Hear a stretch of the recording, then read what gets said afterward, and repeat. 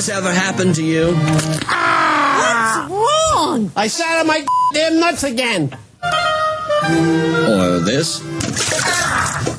Damn it! What happened? My nuts fell in the toilet again. Or even Oh, hey, Monsieur Gwen. this? Oh, good Lord! Damn it! Let's be honest. Long, saggy nuts are a problem millions of elderly men face every day. But now, they don't have to. Introducing the Nut Bra, the only product guaranteed to give your dangling testicles the support they so desperately need. The Nut Bra uses patented ball hoisting technology to lift your boys safely out of harm's way. Simply slip your apple bag into the padded cups, and you're on your way. Your balls are guaranteed to stay in place no matter what the situation. Whether you're driving or just hanging out around the house. Before the nut bra, my husband's balls were disgusting. My nuts were so old and saggy, they used to look like Clint Eastwood. Thanks to Nut Bra, the only thing busting my balls now is my wife. I hate that bitch. Thank you, Nut Bra. The Nut Bra. Because life's too short to spend it sitting on your nuts. Damn it!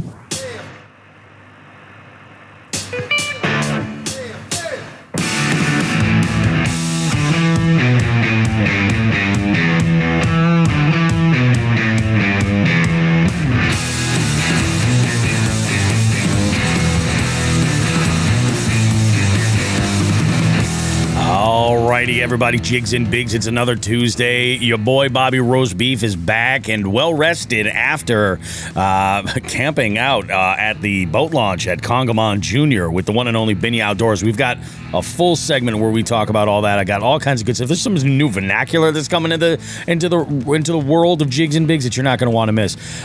We are lucky enough to have a goddamn record holder here on the show this week. Shawn has a little bit of an accolade that he accomplished we're going to talk about, and he's been busting his ass. 2 tournaments back-to-back, a Saturday, a Sunday. We're going to get the details on both, exactly what's going on. Big change for an MAKB Western tournament coming up due to safety issues and limited parking, and you're going to find out why. All kinds of good stuff, guys. We're going to be talking about all kinds of good stuff at Just the Tip. We got a couple of major FTGs for you because you know it is fishing, goddammit. Go ahead, grab yourself a cup of coffee. We're recording this nice and early on a Monday morning. It's fabulous out here, folks. We're loving life, and it's Jigs and Bigs. We'll see you in a bit right after this.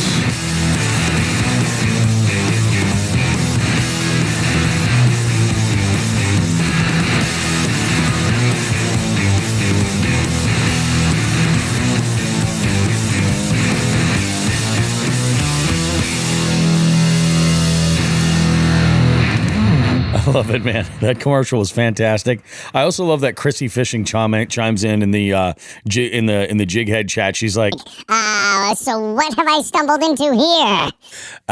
it's fabulous. It is. Glad Chrissy's here this morning. She's going to hear a lot about her weekend. Oh yeah, she is. You know, I've heard a lot about these details. I just want to say, Chrissy, hydration is huge and key, and part of that includes sodium. And from the comments that I've been reading on the MAKB message group, that everybody seems to have the same advice. So this is a good thing. But there was a short time Chrissy was doing very well. Yeah, she was kind of killing it, and she got a limit in like the first hour and a half. Yeah, the morning bite was good. Indeed, it was. We'll definitely cover that one when I to mull about this tournament. She was doing well, and then caught my second fish. Yeah, and I had to call Ken and say, "Hey, dude, you've got to check on Fishing Chaos." Now we all know that. I think I mentioned rules have changed this year.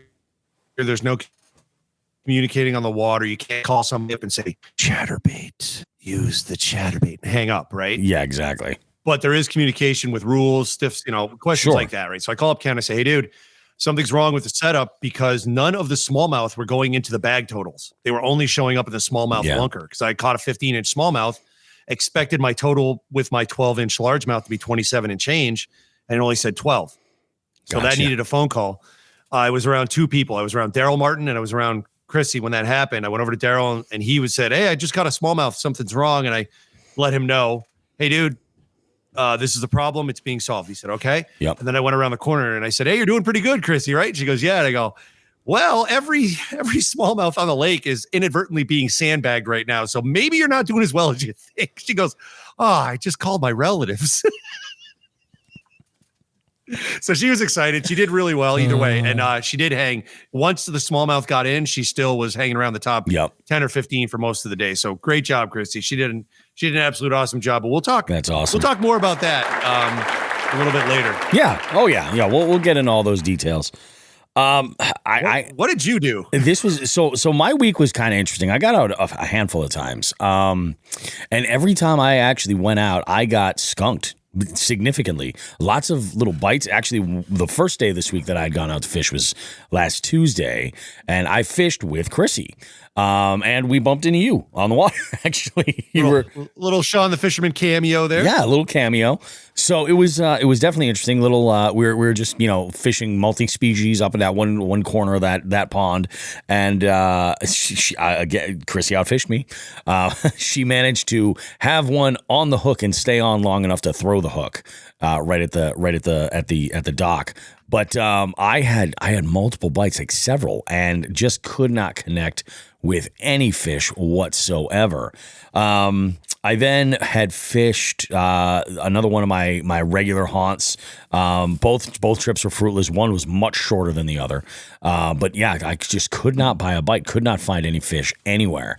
Saw some bait, which was good, but I mean, they were just not eaten, and this was as we were kind of in that very early end of that nice 3-day stretch of really great weather.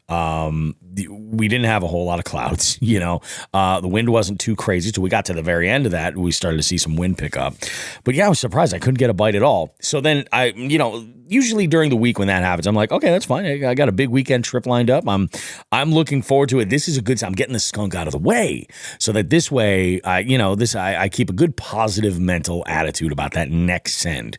Cause that next fish could always be your next, PB. Could be, So I go and I head out to, this is Saturday morning. So actually, let me back up. Friday, I had wrapped up trivia and I had come home, and my wife and I had a late dinner together. I went to bed, shortly thereafter, got up, got all of the dots dotted and T's crossed for the camping trip this weekend. And it wasn't much of a trip for me. I was about 10 minutes away from my house. I had said I wanted it, my goal was to get the kayak in the water today. And I took it out all day Saturday and then for a short couple hours on Sunday morning. God, it felt so good to be back in that kayak. Let me start there. Like, I put this thing, and when I took it off the trailers, was rolling it over to the ramp. I'm like, this doesn't seem as heavy as I remember, although maybe it had 12 gallons of water in it the last time and I wasn't sure, it's possible. That would make a big difference.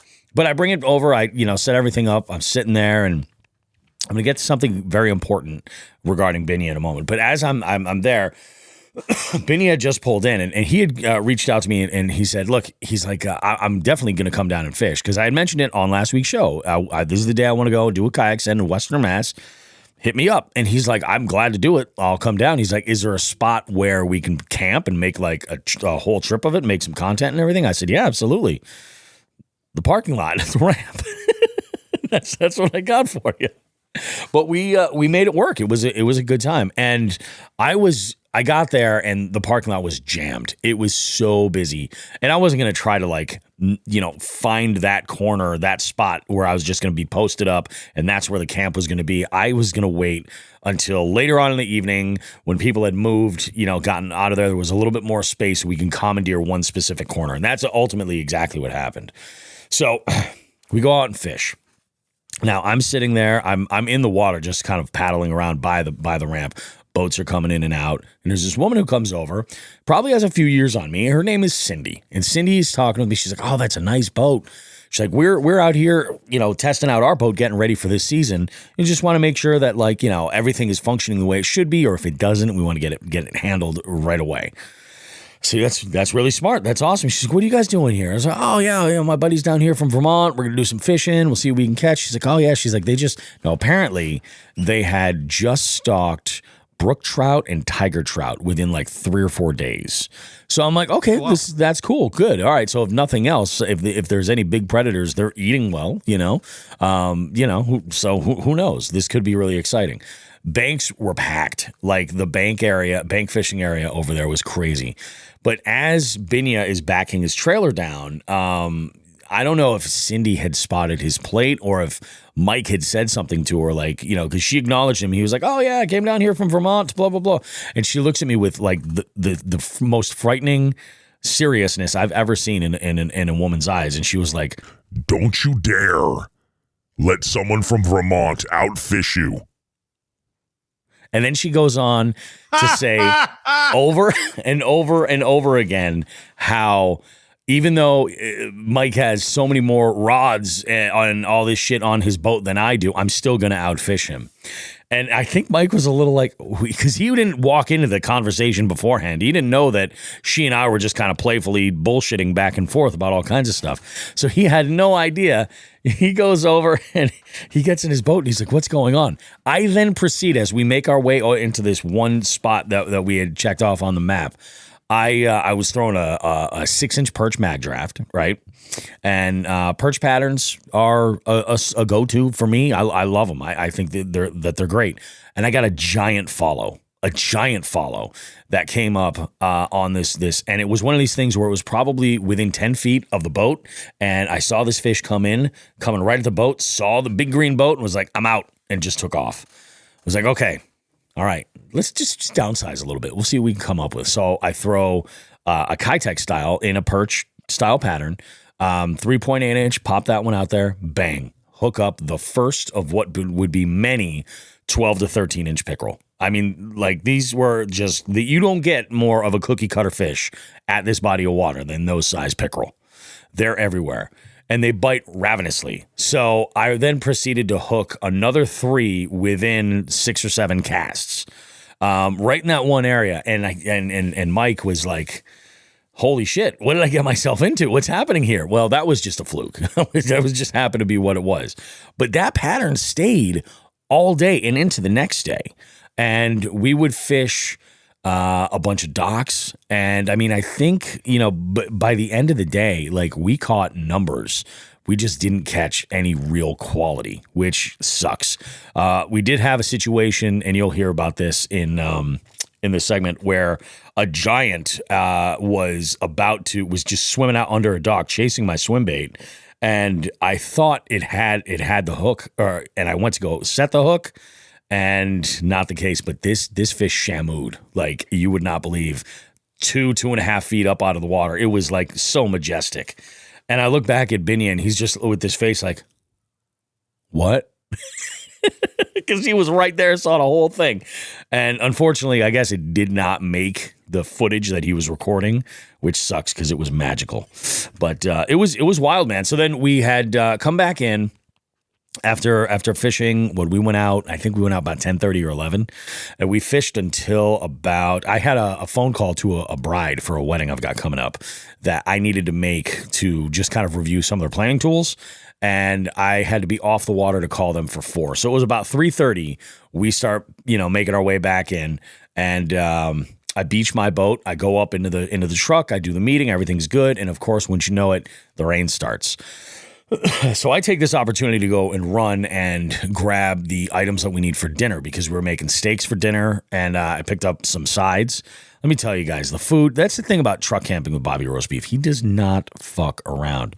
Your boy never fucks around. 0 fucks. That's what he's doing. I showed up. I got the best steaks that they had. We got these boneless ribeyes. They were delicious. And I picked up this, what they call steakhouse butter. It's like a compound butter altogether. It's got some spices in it and everything all together. I was like, let's go ahead and do that. It actually worked out better because I didn't want to buy like a full pound of butter, So this is much, much of a smaller container. I picked that up, got some produce that I needed for breakfast, some eggs, all the fixins, got some Blue Seal kielbasa, because I figured for breakfast we had to do a little chickpea shit scramble, which sounds disgusting to say it, and I apologize that you guys had to hear it that way, but it was delicious. It's only disgusting in context of that former no-tell motel that used to be up on the Pike entrance. The Pines? In Chicopee. Yeah, on 291. Oh, there's now an Audi dealership. That was a no-tell motel for a long time for people. I got stories. Yeah. That's where you don't want the Chicopee scramble. Yeah, you don't want the Chicopee scramble. Why? It burns. You don't want that. So we fished basically up until that storm. That storm had come through. Now I'm going to overshare a little bit. On this show, we've talked many times about shitting in the woods. It comes up. And I have to say, it comes out. At a high rate of velocity too. So I had been going all day, and this is my first trip this year in the kayak, pedaling around all over this place. I'm using these muscles. Haven't used in a bit. I'm working things along, So this is after the run for groceries and everything else. I have we give it one more send. We're at the bank, like right where our kayaks are. We're sitting there listening to the thunder and making the determination: is it moving away from us now? And ultimately, it was. So I took my my Ned shot with a couple of what was I throwing on that Ned shot? Helimites. Couple of fresh baits Helimites. And I was just like, we'll see what happens. First cast. The dinkiest of all the dinks I caught all day. Was a largemouth, though. It's like, all right, we'll give it a send. So we get moving out there. Now, apparently this stretch of pedaling all the way to the back corner, because we were going now to the north side of the pond. That's where we were actually finally heading. We were kind of fishing the big basin in the first half of the day. Second half of the day, we headed back to the north end of the pond. We start making our way over there. We're headed out. Everything's cool. Everything's good. We're fishing around, that island.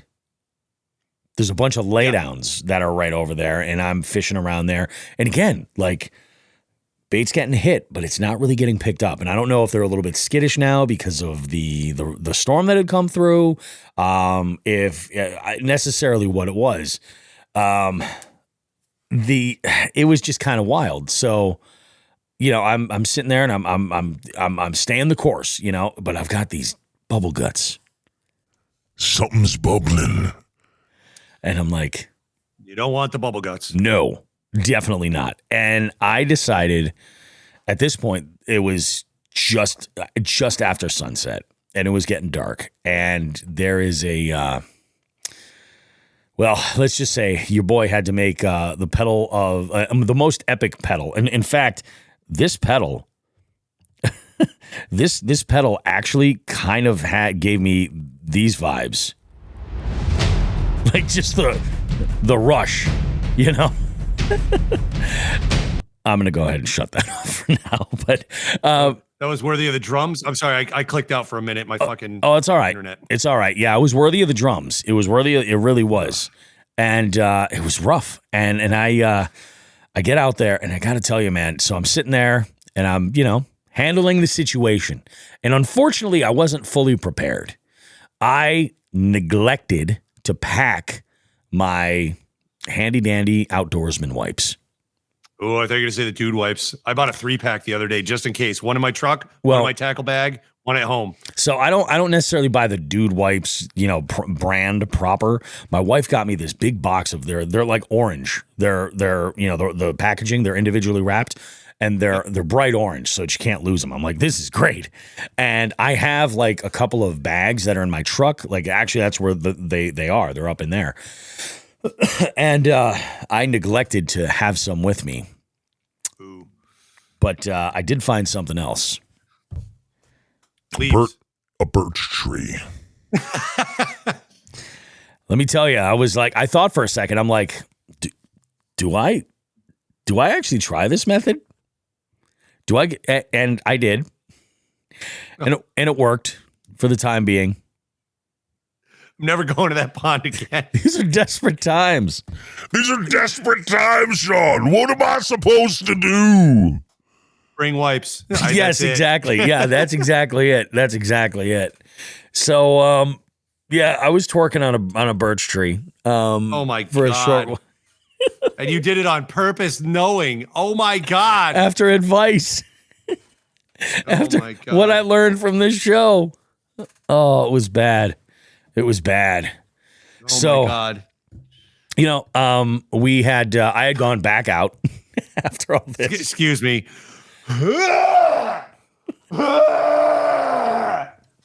Sorry. My bad.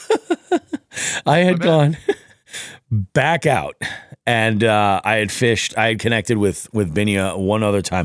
And at this point, it was getting so unbelievably dark that we're just like, all right, you know, it's tough to, you know, I mean, all the fish what we were finding was all the fish that were biting were within a 5 to 10 foot window. There were some that were like really shallow, but if they were really, really, really shallow, they were like right up on a dock or something like that. For the most part, they were in that like 5 to 10 foot window, and it was pretty good. So it got to the point, actually, the darker it got, the bigger my bait got, so I could see it. I was like, yeah, all right, cool. All right, we're going to go back to that 6-inch mag draft. Maybe that'll get bit. And it didn't get bit. So I was like, okay, I don't want to lose this, but I got to see something still. So let's go to the 8-inch and see how that works. That didn't get big. I like 2 casts. And I said, let's call it. We'll head back in. We'll make some steaks. It'll be awesome. Now, I do want to say this. There was traffic all day, like people in and out constantly. When I first told you that this is where we were starting to go, you were like, oh, be careful of the wreck boats. Be careful of the wreck boats. I was, in my mind, formulating like a ratio, what was going to be. And I was fairly close. I expected the majority of the other boats to be out there to be fishing, either trolling like white bucketers or other, bass boats or something, but I expected the majority to be fishing, and they were. There were a couple of pontoon boats that were just kind of like cruising about, doing their thing, and there were a couple of other like questionable wreck boats where you're like, should he really, like there was a dude, took a picture of his bayliner and his lawn care business truck. He was dropping this giant like boat intended for the ocean in this pond. This is at a point where we were actually leaving, like, and I was just like, whatever. But it was just kind of crazy because the one thing I really didn't expect to see were jet skis, and they showed up. Like, they swarmed the ramp. They got out there for like 20 or 30 minutes, and then the rain started, and they were like, we're out.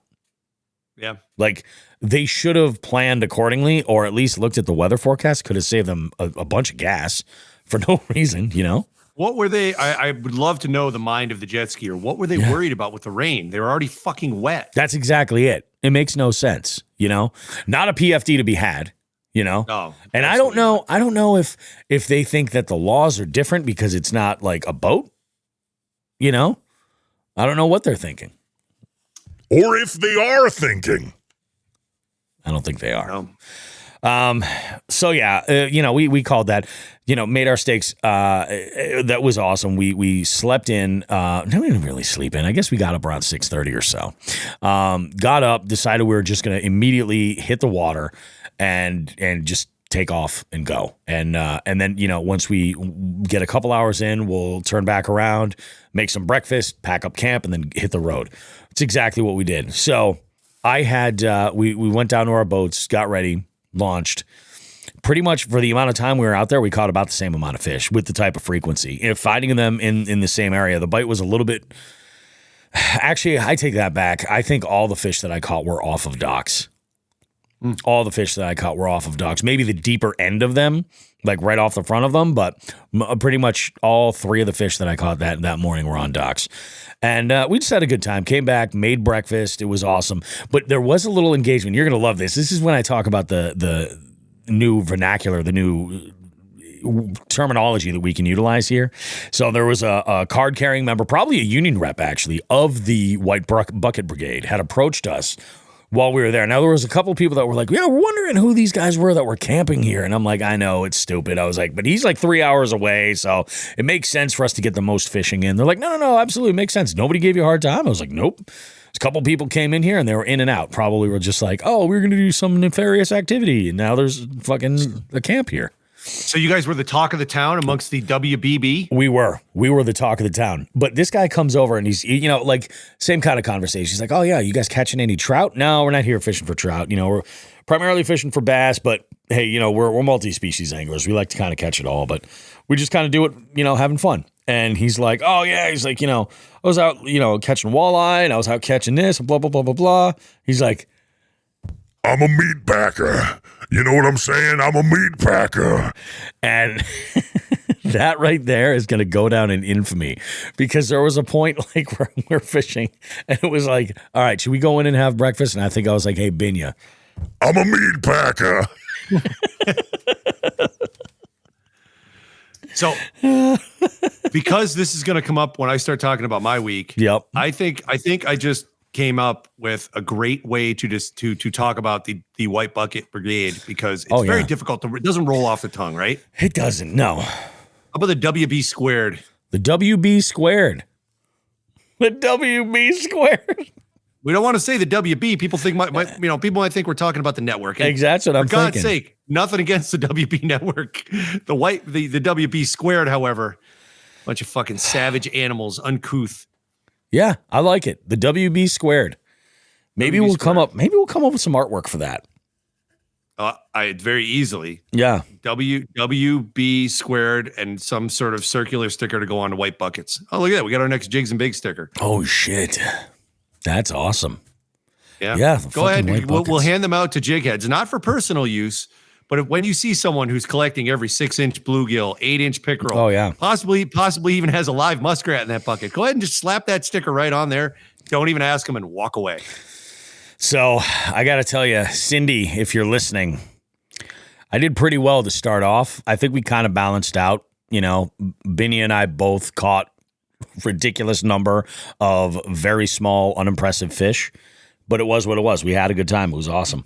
Probably the most fish I have caught as far as just numbers on one send this early in the spring on the kayak. So I am satisfied. Job well done. I also slept like a baby in the Forerunner. Like I'm getting so accustomed to just sleeping in there, and I was a little worried too. The temps overnight have been up there pretty good, and I know we were expecting some rain. And I think I have an idea of something I need to put on my truck that I didn't really want to put on my truck, but I think this is more of a necessity. You know those little like the window kind of covers that you see that will allow a little bit of space to kind of cover over your window so you can crack it a little bit to get some airflow. On my truck, when I truck camp, like especially like in the summer, I drop my windows and I have these like almost like nylon like socks that will go over the window, and they have an elastic out around at the bottom that holds tight to the shape of the door. And I close that and I can keep my windows down, but there's no mosquitoes or anything like that. With using that, if it's going to rain, is definitely a problem. And so I was like, I don't know about doing that. And I somewhere, I don't know where it is. It's got to be in my basement somewhere. I misplaced my what is it? I think it's a Ryobi fan, battery powered fan. It runs off these 18-volt batteries. The thing is awesome. I've used it when we camped actually in Connecticut, and it was great. Luckily, it was cool enough that night. I just left my windows up and was completely comfortable. I didn't even get into my sleeping bag. Huh. Yeah. Just freaking great. Yeah, it's been hanging around like 50 at night for the past like week. It's been really comfortable, except for those couple days where we had the 90-degree heat. Yeah, that's the thing that kind of sticks around in the house a little bit. We actually ran our ACs Thursday night and Friday night. We did the same. I actually just turned them off. So yeah. It got too hot, and my wife likes it cold. So yeah, me too. I'm a big fan of I am. You'll hear us throw this term around a lot in the mornings around this house. Good sleeping weather. I live for good sleeping weather. Like if I'm able to. Last night was one of those nights. We had all the windows open, fans going. I was like, boom. Dog was like laying on my back. I had this one little warm spot in my back. It's ridiculous. Fair enough. Stupid little dog. She missed me. She missed me. Excellent. So let's dive into your week because you've done a shitload of fishing all week long. And then also you've hit it pretty hard as far as tournaments this weekend, doubling down both Saturday and Sunday. I lived up to my handle here this week. I lived up to it. You did. What does Shawn do? My he catches fish. I did. I not every time, but I had a build to my week. It started with seeing you and Chrissy down at the unnamed pond for now. This pond you've also mentioned has a large number of the WB squared brigade. I can't say that. WB squared group. Yep. And I remember calling you that morning and saying, "Hey, are you coming down here today?" And you said, "Yeah, why?" And I sent you a picture. That's right. Because the parking lot. There was a couple people double parked in trailer spots. And I'm like, oh my God. And they're all over the ramp. So once I talked to you, I said, well, I'm going to be as quiet as I can, get into the water, minimal conversation, and get the fuck away from these guys. I just don't even want to talk to them. Not that they're bad people, but they see fishing in a completely different way than like I do. And generally I just didn't want to deal with it early in the morning. I didn't want a conversation. So I unloaded the boat. I parked up in the car top lot where I should have, walked back down, greeted by one of the WB squared brigade. And he says, "Oh, hey, that's a hell of a rig," which I hear a lot. I said, "Thank you, man. I appreciate that. It's nice. Shop at 3 Bells." Exactly. And then he said, "Whoa, you going out for bass, huh?" And I said, "No, I'm not going out for bass today because this body of water is where you yanked your bowfin from and also get stocked with trout. I was actually going out for anything but bass because I've never caught a bass, I think, in that place over like 16 inches. So I said, well, I'm going to go out and, I'm not going for bass today." And he then immediately just keeps talking and says, well, they were biting here the other day. Some guys were catching them on this and that over there. And I said, "Catching what?" And he said, "The bass." And I said, now I'm a little annoyed. He's completely ignored me. And I said, "Dude, I told you I'm not fishing for bass today." The look on his face that I have this rig with pretty much, set up for bass. Sure. And I'm telling him the truth. I'm not fishing for bass today. You could see things exploding in his head. It was great. I look at his eyes. It was like this. Like it hurt him. It hurt him to hear those words. It was great. It was fucking great. And I said, "Have a good day." And I got the fuck away from those guys. I went out on the water. Yeah. I went to the opposite end you were on. Didn't get a bite. Yeah. Strolled up to your end where I met you and Chrissy, who you should make note. Chrissy was indulging herself because she saw a carp and was trying everything to get this carp. Oh my God, she was. Also, she was showing off her quote unquote electronics, which was a floating pool thermometer in the shape of a big bright red, big red crab.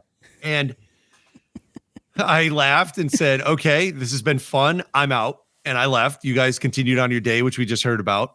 I went home, had a couple things happen that threw me off for the rest of the morning at home. Had to attend to those things, but I did get out later and I said, well, I'm going to go pre-fish. I'm going to go pre-fish Lake Webster for the second time. Yep. I didn't mention it. I pre-fished Webster first for about an hour. Unfortunately, again, life got in the way of more time. And the first time out, I didn't do well. Now, I generally stick to the south in Webster. I like it there. I feel comfortable there, and I feel confident there that I can at least hang. My definition of hang is, in a 50-man tournament, top 20 or better. I mean, that's really all I can hope for. This was a Central Division opening tournament. We did get 49 people in it, which was nuts, split up between the two ramps. And I fished the north, and I've caught a couple fish there. But again, I haven't had that consistent success like I've had in the south. Yep. And a lot more people than myself have had the better success in the north. But, with something like this, I will always go to what I'm comfortable with and confident with. So I went with the south. And on top of that, we had an issue where I had to do some impromptu directing down there because John Medina and Joe DeDeo were the directors for this, are the directors for the Central Division. They were up at the North launch. I filled in at the South, no big deal. Got to meet a few new people that are fishing with MAKB this year, so that was a good time. And then got out on the water, and the bite for me started a little deep, and then as the day progressed, went shallow. Again, I mentioned the smallmouth issue that we had, or was I talking about that with the prior? I can't remember now.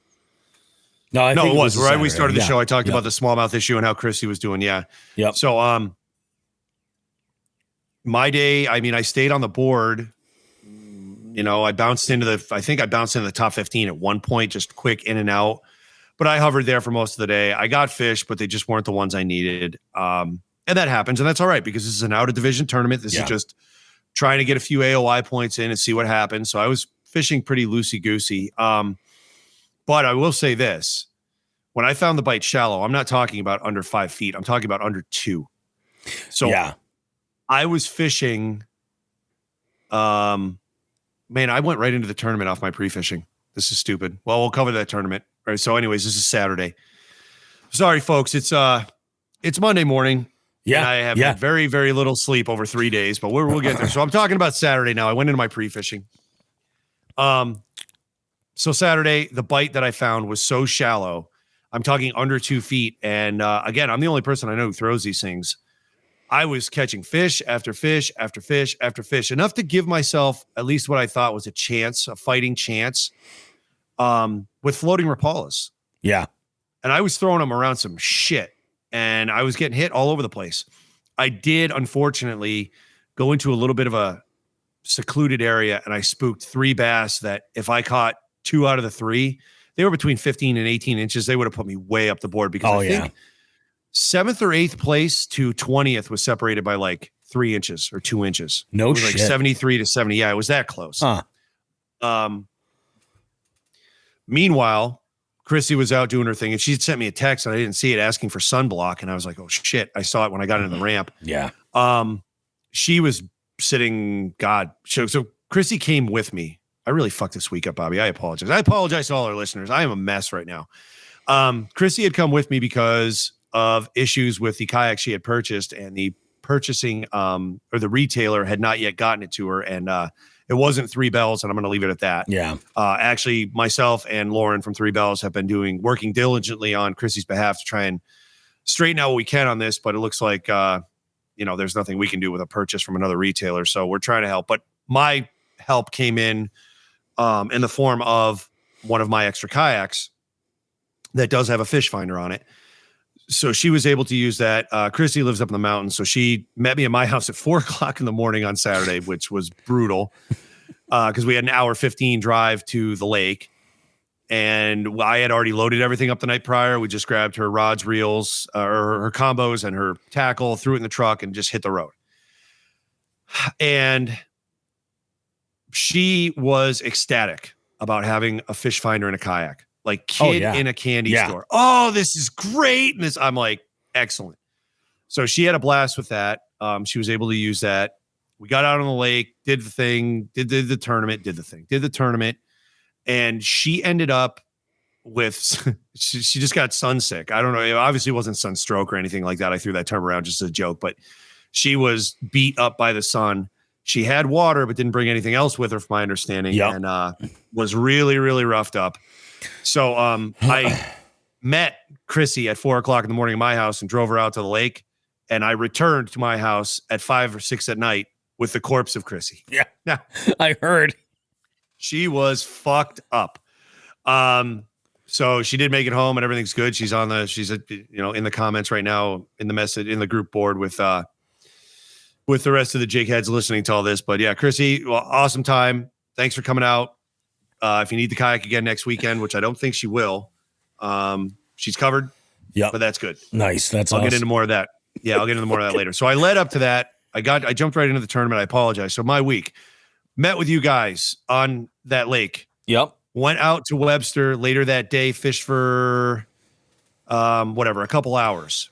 During those 2 hours, it was getting towards dusk. The wind was blowing pretty hard. I did manage to pull a couple of bass, one of which was decent. So I felt at least a little positive going in. Yeah, and that's nice. That little confidence. Yeah, it was a nice smallmouth I got. I mean, it wasn't a trophy, but it wasn't a nibbler, so I was pretty happy with that. That's good. And then the next day I had a plan with Nelson. We were going to meet up after work at a place kind of close to him after he got out of work and after I brought the kids home. So we met up there, and this was a little fun trip, some chronic trip stuff, see if I could get some fish on the board. And Roadkill Nick, I did tie your crappie by number, but your crappie was actually a little bit longer. So he's got first place in the crappie. I'm mentioning this because Roadkill Nick talked a little bit of shit last week about crappie and how he was going to bust me up. So I'm right there with you, Nick. And we got 2 more weeks, just letting you know. But the unusual happened. I think once a year this happens, man. I know I mentioned it last year or the year before. Beautiful topwater crappie bite. Yeah. Yeah. Just a weird, it happens. You know, they'll go after floating rapalas. Sometimes they'll go after like a Zara Spook Jr., but it was floating rapalas. I must have caught 8 crappie all up at the surface, killing. No shit, dude. Killing whatever. It does happen. It's a weird thing, but I've seen it enough now to know that it is a real thing. Yeah. Yeah, I don't fucking topwater crappie. Topwater crappie. And they're not hitting the bait when I'm jerking it down below the surface. They're hitting it up top. When it's sitting there. Yeah. So like a popper or something like that, anything. Exactly. Really? Yeah. So they'll do that on occasion. It's just rare. It seems to be around this time of year. Maybe it's something with their pre-spawn. I have no idea. I don't know enough about crappie biology. I don't care. A specific fly hatch maybe, and they're just like, yeah, game on. Yeah. I don't know. But Nelson and I floated around there for a couple hours. The bite really wasn't good for bass. We got a few small ones, then all these crappie. And it was towards the end anyway. So I had let Nelson know. We were talking mostly about what we were going to do about the opener for the Western Division. Mm-hmm. And it's scheduled for the Oxbow. The Oxbow in the Connecticut River is an extremely popular fishing spot. Nice parking lot, good ramp, well taken care of. And every year when the river floods, that parking lot is part of the Kingdom of Atlantis. Oh, yeah. Yeah, it just disappears. And I said to Nelson, I better go check on this because while we didn't have rain down here, the 80-degree temperatures over the past week melted Vermont. So all the mountains, just everything melted and went right into the Connecticut River. And we had a problem on our hands. So I did leave there and I went to the ramp, and at that point, it was half under. Yeah, the ramp was underwater. There's a big sign with 2 6x6 posts holding it up. Yep. That thing was in 2 feet of water. Half of the parking lot was covered, and I said, "Oh shit, we have a problem," because on top of the rain this weekend, more melting in Vermont, and there's actually a website that you can monitor Connecticut River flow at. I believe it's through the Holyoke Dam. I'm not sure of that. Nelson knows, but he sent me the link and we looked at it. And with the water that high, they were forecasting another 2 feet. And I said, we can't do this. Yeah. So we went ahead and started planning the move for the tournament, which I'll get into in tourney time. After that, I really chilled out for the next 2 days. I didn't do much fishing. I kind of rested a little bit and got ready for the weekend, knowing what was coming. I just talked about what happened Saturday. So once I got home, Chrissy grabbed all her stuff. I unloaded my second boat, left the NAR in the bed of my truck, and went immediately to sleep because my favorite place to fish for these brawls, I came across a pond out on Cape Cod. Now there's a million ponds on Cape Cod, so you're not giving anything away there. Yeah. No, I don't give a fuck. And it's something specific that I do there. Yep. That seems to turn these fish on. I woke up at 2. Yeah, it's a certain item of clothing I wear, or don't wear. The forecast was brutal downpour rain out on the Cape on Sunday morning. I got up at 2:45 because I had heard maybe somebody that I had showed the spot to might be there, and I just wanted to make sure I got there first and have a calm discussion about, hey, I showed you this spot, I'm hitting it. Yeah, there you go. And maybe they didn't listen to last week's show. I'm not a big my spot guy, but for this case, I was a little defensive about it, and I wanted to make sure. Yeah, it's a small place, so that's why, like, number one, the numbers are amazing to pull out of this place, and number two, like, 2 anglers would have. You sat there on the edge of your tailgate, smoking a cigarette and sharpening a Bowie knife, is what you're telling me.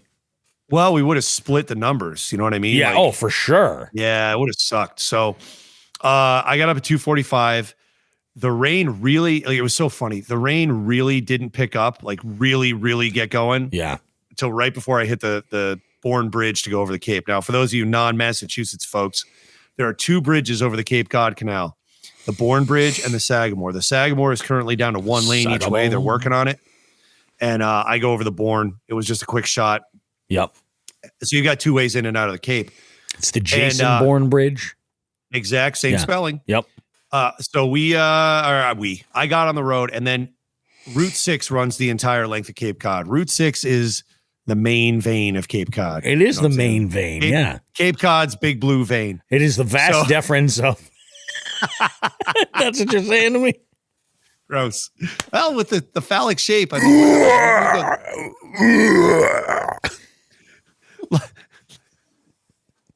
Yes. Anyways, as soon as I got onto Route 6, hydroplaning everywhere. That's when it got dangerous. I'm like, oh, shit. So I made it to my spot, unloaded everything, and the downpour started. And I looked at my wetsuit, and I'm like, do I want to? Do I really want to? I'm like, the water was 65. It was in the 50s. I'm like, we're going to be close to or over 120. Yep. And it's shallow water, and it's a small pond. I'm like, and you're a pretty good swimmer. I know, but I risked it. Yeah. You're going to hear it first here, folks. With all the temperature we had and craziness, this weekend was the first time I didn't wear my wetsuit up. Yep. Saturday I didn't need to. We were so far over the rule of 120, it didn't matter. Yeah. And it was a heavily populated lake. I didn't even wear underwear. Yeah. Well, there you go. You would have done well at that pond then. I would have. So I went out. I started fishing. First cast, boom, fish. Third cast, fish. And now I'm starting to within the first, I did a half lap around this pond. Yep. And I actually started just to challenge myself. I was smiling, knowing the weather was in my favor. I didn't know what was going to happen with the fish because the last time I went there, I put up 200 inches, but they were all 11 inches. It was so many 11-inch fish. Yeah. All those 11-inch fish grew up and were still hungry. So I went around this one perimeter, and it was all flooded brush, and the fish were all in the brush and under a foot of water. My jig rod did not leave my hand the entire day, except for I tried maybe about 10 minutes of a chatterbait and got one 11-incher of 3 11-inchers I caught the entire day. I only caught 3 fish that didn't count. And I was like, fuck you, back to the jig. And I hammered the jig down. So after I finished this first half lap, about 45 minutes had gone by. And I said, I got to get these fish uploaded because there was no signal between the weather having an impact on cell service. Yep. Plus there's never a signal there anyways. I went into my car and I started uploading fish because I don't like sandbagging. I don't do it, especially, when you do it in a tournament like this, now you're eating up time dropping fish in all at once. Yeah, exactly. So I sat in my car at possibly the most productive time of the day and wasted 40 minutes to an hour uploading fish. I called Ken. I said, what's going on? He said, try the low res. And I went, oh my God. So here's another part of working rust off when a season starts. I didn't even think about the low resolution images you can upload on Fishing Chaos because it's my 3rd tournament of the year and I had signals at the first 2. Yeah. So I'm stupid. And then I went, oh my God. And I did that for the rest of the day. So I wasted an hour, but the first hour of fishing that I actually participated in, I put up 140 inches. Yeah. I'm like, that's a pretty good start. I went back out on the water and just kept climbing and climbing and climbing. Now I said the jig never left my hand for 99% of the day. Right. Yeah. But I did lose it. So I said, shit, I got it stuck on a tree limb and whatever, 4 or 5 feet. I couldn't even see it. The water was really dirty. And I had another one ready and it was an experimental one because it was in the vein of the jig I was using, but it had a different color skirt and it was so slight. It was a 66% same color skirt. And then one strand was 33% different. And I did a half lap around the lake and didn't even get a bite. And I said, son of a bitch. So I wasted 45 minutes or whatever. Experimenting there, yeah. Which, that 45 minutes, Ken saw that and thought I was sandbagging. And I'm like, you're accusing me of sandbagging? I fucking preach against sandbagging. Exactly. I am not the sandbagger.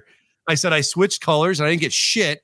And then I luckily carry a couple more skirts, spare of that bass jig. And I made up another bass jig.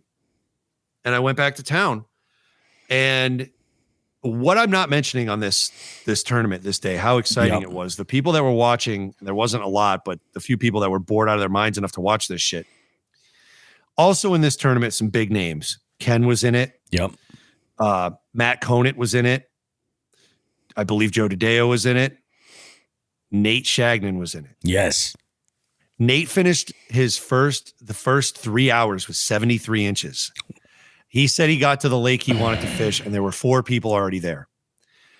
Then he said one of them moved, and he's found a piece of structure that was, to use the word swarming with largemouth is probably an understatement. Okay. He put up the best hour this tournament has ever seen. He put up 280 inches in an hour. He said 8 casts, 8 bass in a row. I said, holy shit. So Nate all of a sudden is in the picture, and he's creeping up on me. By 1 o'clock in the afternoon. Yeah. Me and Nate are the only 2 people with 400 inches, and the next nearest guy has like 200. Oh, yeah. Right? Yeah. Yeah, and you were like, what the fuck? Set the stage. What was the record previously? 492 inches. 492 inches is an unbelievable amount of fish for a single day. In 8 hours, yeah. And we had 2 hours left. We were in the 400s, I think. I was at like 420 or 30 or 40, whatever, and he was at I think he just crossed 400, but we had an hour and a half, 2 hour, whatever it was. And we kept the pedal to the metal. Now, it turns out during my mishap in the morning with the cell phone, I may have submitted a 13-incher twice, and I didn't know that. I actually didn't know that until about an hour before we started recording today. Yep. Yeah. So turns out Nate, whenever he got close, was actually beating me, and I didn't know that. Yeah, exactly. So with a half hour left, this is amazing. And somebody put a screenshot up on the MAKB Facebook page. With a half hour left, Nate and I were tied 488 inches, like either 0.5 or 0.25 each. Yep. Like we were tied, dead nuts tied with a half hour left. And I remember looking at it going, shit, one of us has to win this fucking thing. And I got 3 bass on the same jig in an area I'd fished 4 times already. They were just moving in and out of there, I guess. No shit. And I ended up with what I thought was 529, but it ended up being 516 and change because of that 13-incher that was gone, which I found out about again this morning. Yep. Nate ended with 509. So that was fucking amazing. And I can't thank Nate enough. Like that was to say friendly rivalry. Like this was the epitome of it, because immediately we called each other, right? We got off the water and both of us said, what the fuck, dude? Exactly. Actually, I can only imagine. And actually, I don't know if you know this. I gave Nate a little bit of a green light. All right. You green lighted Nate. I gave Nate the green light to go ahead and start using phrases that may not have applied to him, but he adopted them anyways. He just loves saying them, and coming from him, it's better. So he can be the Eastern dude bud. Yeah. Because now we got dude, bud, guy, fuck. And it's okay by me. Yeah. I haven't consulted the real dude bud, but I'm sure he would give a nod, seeing he's kind of out of the fishing game at this point. Nate can be our dude bud. It's all good. But it's a big moment for Nate. I don't think Nate understands how big that is. It's a big deal. Look at everybody. It's loves quite the Nate. torch. Everybody loves Nate. Dude, that would be a good fucking television show parody. Like, everybody loves Raymond, but it's Nate. It's Nate Shagnon. Everybody loves dude. So fantastic fucking contest. It was absolutely amazing. I'll get into the finishes on Tourney Talk. Tourney Talk, Jesus Christ. On Tourney Time. We do that in segment 2. I then went to Max and treated myself to a small bucket of course, whole belly fried clams. Oh God, yes. And washed it down with some clam chowder because I was just feeling clammy. You're a clam guy. I'm a clam guy. That's all I do. Yeah, that's what I do. I eat clams. Clam posters, clam chowder, whole belly clams. I'm the fucking clam guy. That's what I do. I eat clams. R.I.P. Janie Lane. But I will say this. You know what? Just to give our listeners that are not in Massachusetts and may never experienced the joy of Cape Cod. There's in the plaza where Max is located, there's a series of stores. Now, Max has expanded that area. Now, Max is we put such a premium on Max. Now, you've eaten there with me. Oh yeah, once, right? Yep. Okay. We put such a premium on it because Max gets their own seafood. They harvest their own seafood. They are a market. So they get the freshest shit. And then they obviously have whatever set aside for, the cooks, the menu, etc. But it's fresh because they do both ends. Instead of going to another buyer and getting your seafood somewhere else, they're the buyer. they've expanded so that the little plaza they're in, their market is now across the walkway, and their restaurant is separate. They used to be together, and now they're big enough to be separate. But right next door to the market now is a group that has to deal a lot with the monitoring and I believe the tagging of the great whites on the Cape, and they're called Cape Shark. So I went in there and I said, "Hey, all my clothes were soaked. I didn't mention this. I did have a nude roadside change on the Cape at about 9:30 in the morning when the rain stopped, and all my clothes were soaked. I only brought 2 sweatshirts, 2 hoodies. I was a mess. So I went to Max in just shorts and a t-shirt and said, I need a sweatshirt over here at Cape Shark. Max didn't have any sweatshirts, unfortunately, that I noticed. So I did get this. I got a nice green military type sweatshirt, right? And it's got, I'm holding this up, I'm fucking covering it up there with that hand. It's got the Cape Cod fucking tail with a shark.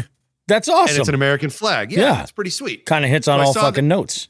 I walked in, the girl said, "Hello, welcome to Cape Shark." And I said, "Thank you." Hoodies. She goes, "They're all over the place." And right in the line of sight between her and I was this rack with a nice, I'm not going to call it. What is this green, Bobby? It's not camo green. It's like an olive green. Yeah, like an olive green fucking sweatshirt with a shark on it with American flag. I mean, I'm hitting all that. Hanging on a nice rack. Got the flag on the arm. I mean, this is a nod to military sweatshirts. True. That everyone wears. Yeah. And veterans too. And it has a fucking shark on it with American flag. America. Dun. And great whites. And don't go into the ocean. Fucking if you stay at the Cape, go in a pool. Yeah. That's all I can tell you. It's a good idea. You're going to get turned into a hamburger. Exactly. And then I knocked down my clams and I hit the road. Got home safely, unloaded, and I slept for the most I've slept in probably fucking 3 months. I slept for 9 hours. Dude, this was awesome. That's fucking wild. Yeah. I want to play something for you that I'm not sure if when we discuss this, I think that maybe you missed it. So I'm going to play some audio for you. I'm a guy who only basically likes clams, really. I'm a clam guy. Only eat clams. That's all I do. Hey, clam fishes. Clams are awesome. Have you ever had an oyster? I hated oysters. Like a Z burger. What do you want to say to the people out there who think it's weird to drink blood?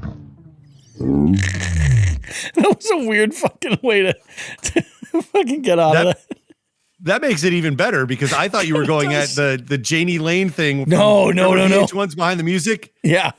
When he's like, the label wanted Cherry Pie the record and Cherry Pie the single. Next thing you know, I'm doing cherry pie eating contests. And he's just total look of disgust, looks at the camera and goes, I'm the fucking cherry pie guy.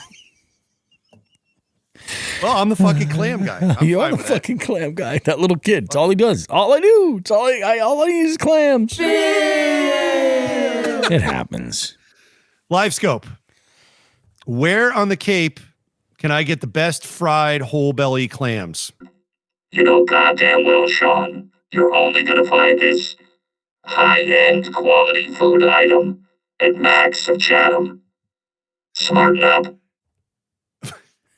I'm sorry for wasting your time in such a horrible way, Live Scope. Now, let me ask you this. During the Catch 'em All, right? Yes. You were fighting these fish shallow. I'm assuming you weren't using Live Scope at all. No, my Live Scope was off most. You know what I did? My first lap through, I had it on. Mm-hmm. As I was catching fish in the shallows, I was looking in the deep just to see if anything was hanging around there. Missing something? Yeah. Huh. Yeah. No, I'm using it. I'm utilizing the Live Scope, but man, this whole weekend was just, aside from the morning on Saturday, I've caught all my fish in under 2 feet of water. Live Scope. It's just super shallow. How did this make you feel being the backseat driver here? It hurt a lot.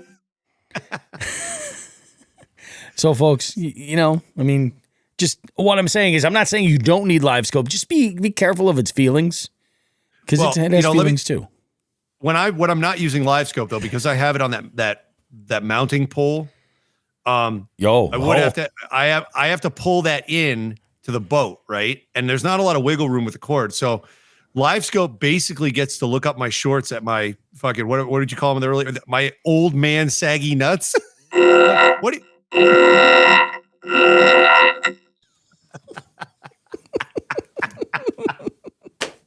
Are you saying, Live Scope, are you saying that Shawn needs a nut bra?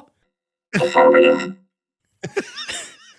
Which I'll tell you what, I forgot about something, man. So I will tell you, I might need to look into a nut bra because, or refrain from keeping too much stuff that I need to get right under my seat.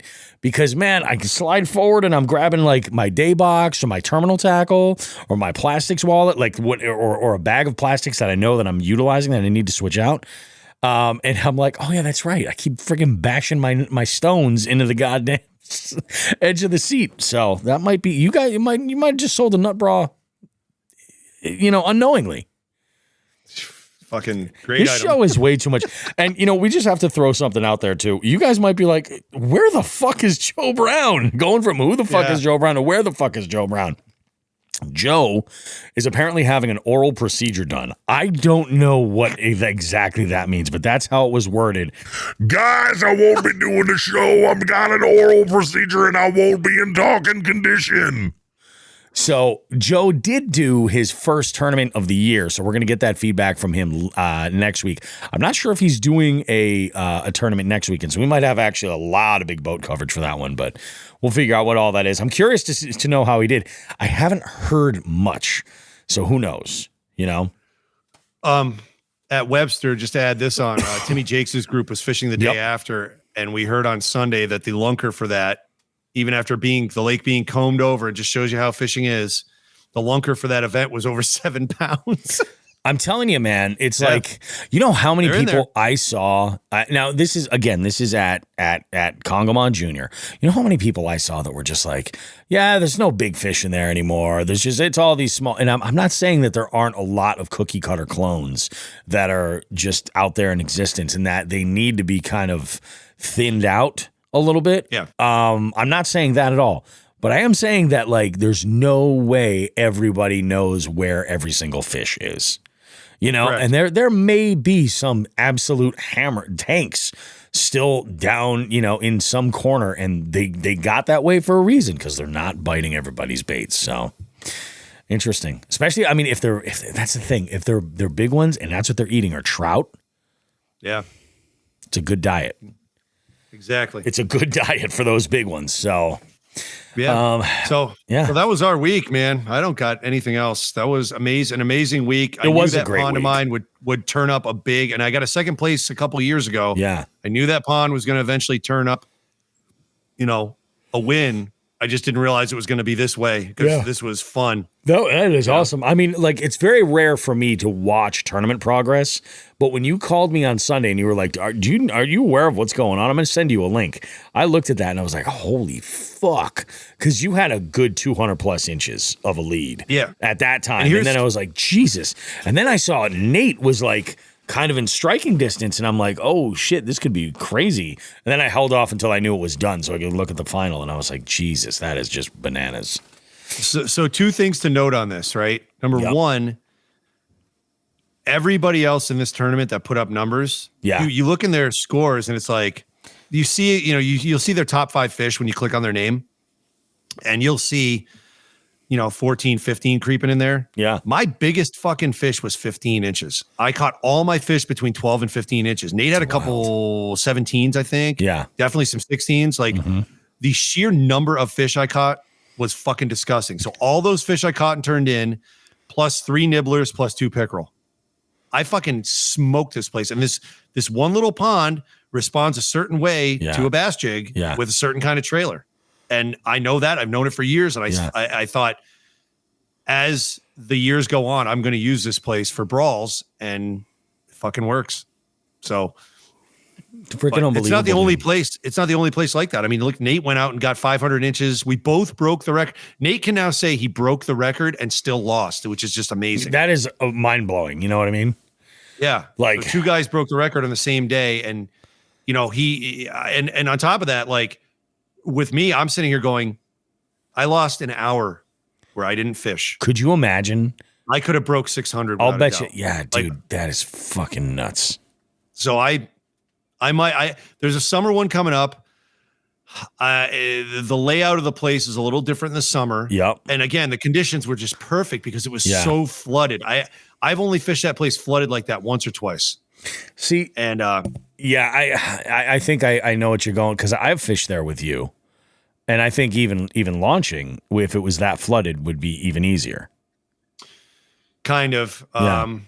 I know there's a big drop off there, but I was the NAR sits a little low, so it was getting in and out, but yeah, that was an amazing day, and I'm glad, a lot of people congratulated me on that, and it was fun, but just keep in mind, like, oh yeah, so there's no out of context shit. All I did was catch a shit ton of 12 to 15 inch fish. You nibblered it off. I didn't do it with 20s. I didn't do it with 19s. Yeah. I just caught a shit ton of nibblers. I listened to what they were saying. Yeah. And we'll get a little bit more into that in just a tip. I'm sure I'll follow up on it because there's going to be a lot of just a tips I can throw out for this weekend. But yeah, it was awesome. So fucking A. Fucking A is right, man. It is absolutely right. Well, we got how do we do? Do we cover all of our bases for segment 1? I crossed off everything on my list, buddy. I think that we're pretty good. There's a couple of comments in here I kind of want to follow up before we jump up. There's so Fish in the Six says it's fucking snowing in Michigan right now. That sucks. That's really shitty. And then Chrissy Fishing comments to my birch tree thing. She goes, "You got to find some lamb's ear. It's like the Charmin of the great outdoors." Lamb's ear, huh? Noted. Lamb's ear. Okay. All right. Good to know. I mean, trust me. I prefer a good outdoorsman, an outdoors wipe or a dude wipe or something like that to get the job completely done. But I'll take a birch tree if I have to. It's almost like, it's kind of like, okay, it's nothing like a bidet. But it's, you got to do what you got to do. And then let's see what we got. Binya comments. He goes, "They were topless jet skiers. They were, because if you're not going to wear a PFD, you're sure as shit not going to wear a shirt." What else do we have? And they're worried about the fucking rain. I love it. Yeah. Oh, it's ridiculous. Fishing with the Six chimes in, says fishing was good this weekend. Ton of pike in the shallows and the bass were moving up. Yeah, they're definitely eating, and they're definitely making their way. I feel like there's some pre-spawn tendencies happening right now. Never left 4 foot of water, he says. Dude, out east and even some of the central lakes, there's beds. There are beds. That doesn't really surprise me, to tell you the truth. Never left 4 foot of water. Some of the nibblers that I think pulled out of the shallows were in the process of feeding up for bedding, and I even saw some beds cleared out. But again, the temperature dropped so much between Saturday and Sunday that might have pushed them back out, and they were making their way back in. Yeah, that's the thing. It's always this dance, Yeah. When it's like I say early, spring only popped on the calendar, 3 weeks ago. And so it's like it is for us for spawn. It's still a little bit early. We had that injection of fucking basically hot Mother beef. Mother Nature did a line last week and sped everything up. Yeah, that's actually a real good way of looking at it. Yep. Boiled down some Monster energy drink and then shot it up. Right there you go. And then Binya comments. He says, "I'm looking at the Titan 12.5 now, Bobby. This is your fault." Lauren also sent me a DM and said the check is in the mail. So that's good. That's awesome. Sweet. And it sounds like things are happening over at Three Bells as far as that situation for the bow storage that I have in my kayak with that crack in the bucket. So it sounds like things are moving over there. So it could be pretty interesting. Fish in the Six also comments and says 71-degree water today, and it's spitting snow. Isn't it fucking crazy, man? Just the way the environment's kicking shit around. We had water temps. When I left the launch, we were at 63, and then later in the day we had them as high as 67. And I'm like, okay, all right. Granted, that's a surface temperature, but like it's these are just the steps toward. You mentioned that you didn't go out with your wetsuit. I didn't go out Saturday with even my waders. I just wore my water shoes. I was like, yeah, the water's a little bit chilly, but hey, we're good to go. And it was cannot complain. Absolutely, man. I probably should have done a little bit better for sun protection myself. I got some significant sun. I'm burnt. Yeah, you got burnt pretty good. I saw you took your glasses. You definitely got that. Like I got the same thing kind of going too. Fisherman raccoon eyes. I will say this, just to be clear. Saturday, I did not wear any wetsuit. Sunday, I wore neoprene wool socks. Oh, okay. Wool lining, and I wore my top. My legs weren't that bad. My legs never get cold. Yeah. it's my body. So I wore the top and I was pretty much fine with that. And then once I got drenched by 9:30 and the rain peeled back, then I just went with a pair of shorts and Jigs and Bigs sweatshirt. So I was a piece of shit. See, we got lucky. We didn't get any real sustained rain at all until we got back with our boats on our trailers and we're about to tear down camp and put that easy up away. That's when it started raining. So I'm like, fuck. Okay, whatever. We'll put it upside down. We'll drain it as much as we can. Put it all together. Binya is alluding that if you had been wearing a wetsuit, there might have been issues. Binya, we wear two-piecers. It's just like pulling your pants down. There's no issues. Yeah, it's not going to go fired up out of my back or down the ankle holes. Yeah. And then you would have to turn to him, Captain Jello Pudding. You would have to turn to him with the wipes and go, clean me. No, I would have. At that point, I would have just stripped it all off and jumped in the water and just swam away. Fair enough. Lived like a feral fucking Bigfoot behind somebody's farm. Oh, good Lord. Good Lord. All right, guys, we're going to wrap this sucker up. Segment 2's coming up. We got Just the Tip. We got a couple of FTGs to throw out there for you. And we got a bunch of tournament stuff that we're going to update you on. And including some information about the upcoming May Jigs and Bigs tournament, which, by the way, registration is wide open right now. And your boy was the first one registered that morning, Saturday morning. I was like, oh, this is happening.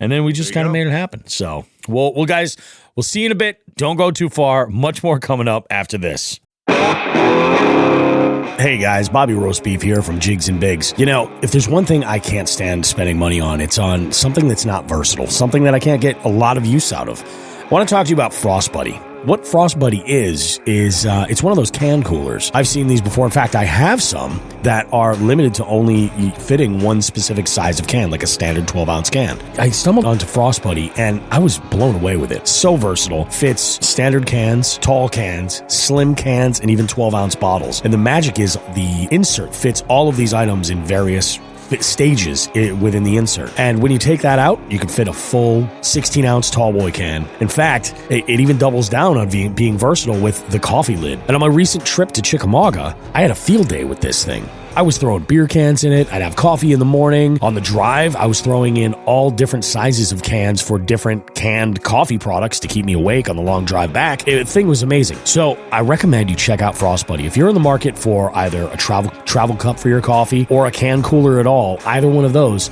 check it out. For the money, you cannot go wrong. What I've done is this.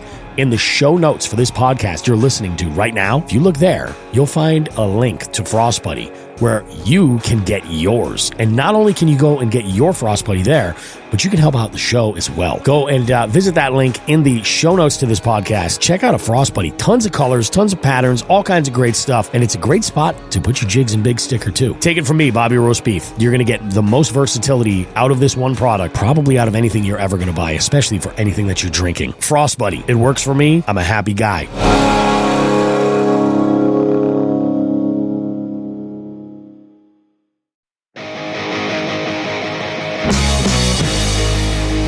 Jigs and Bigs wants to take a moment to say thank you to our partners for helping us continue to push the limits of our fishing adventures and bring you amazing long-form content. For all your premium kayak needs, we partner with Three Bells Outfitters, located along Smith Cove in Niantic, Connecticut. Three Bells is your go-to location for kayaks and accessories from Hobie, Native, Bonafide, Jackson, Yakutak, Naqua, Boondocks, Burley Pro, and many more. Financing options are available to upgrade you and your kayak fishing experience.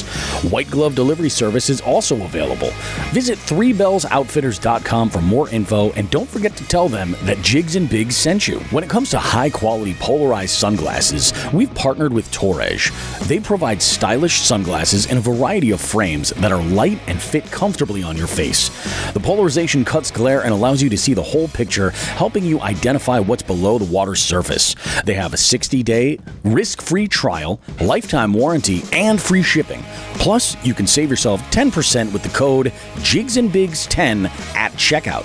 Visit Torege.com to check out their selection. That's www.torege.com. Again, we cannot thank our partners enough for their support. Please consider supporting them and supporting the show in the same process. Thanks.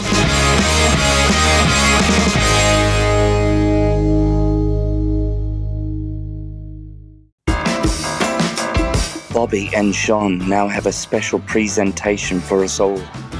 They'd like to give everyone just the tip. If that ain't the truth, take this education. We've got some insight for you. Shawn has something good for you. I'm interested in this. Why don't you go ahead and dive in? I will. Yeah. I just wanted to play off what I did yesterday for 7 hours. Yesterday was one of the days that I enjoy in the spring when maybe your favorite weed line or weed bed that you're normally fishing in 5-6 feet of water isn't up. The weeds aren't grown up yet. And the fish are looking for any cover they can to feed to get ready for spawning. Yeah.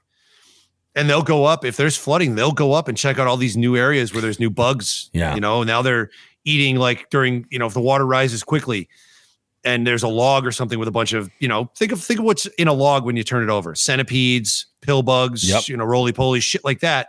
Now they have a new food source. So if you've got flooded water, start fishing, or if you got a flooded body of water, start fishing really shallow in those flooded areas in places that were dry normally, because those fish are going to be in there searching around for new stuff, new food sources. Give that a try first. Yesterday, that's all I did. I was fishing flooded scrub. I'm calling it scrub brush. I don't even know what the fuck it is. It's like if you throw it into it, you're not getting your lure back no matter what it is. Gotcha. I was hitting the edges of it, hopefully going over one or two stems of it to knock it into, just for something for the jig to roll into. But I was throwing a bass jig and all that, and all day, for under 2 feet of water, and I did all right. I did really all right. But make sure you're giving the flooded timber and the flooded, specifically flooded timber, but flooded rocks will work as well. Give that some time when you're fishing, because the fish will be in there, especially in the spring.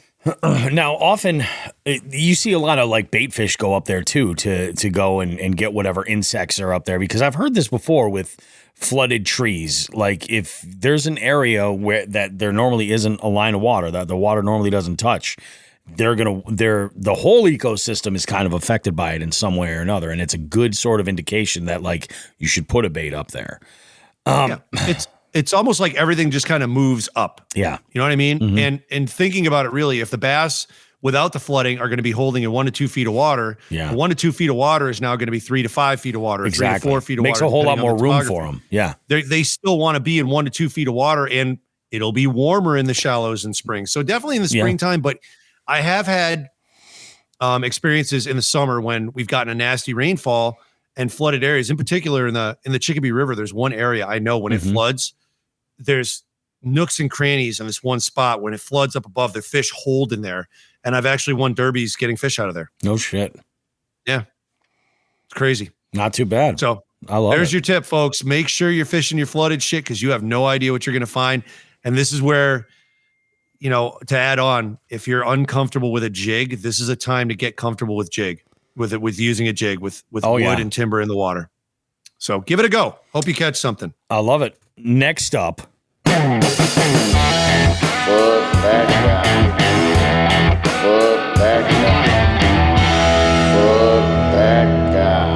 We got a couple of these.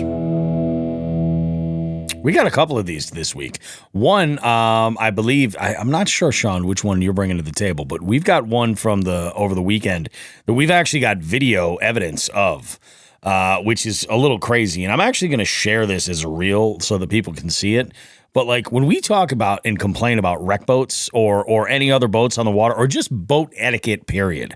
Like it's one thing if you're fishing with a buddy, you guys are together and you're fishing close to each other to have a conversation or whatever. Hey, that's fine. That's your business. You're doing that shit together.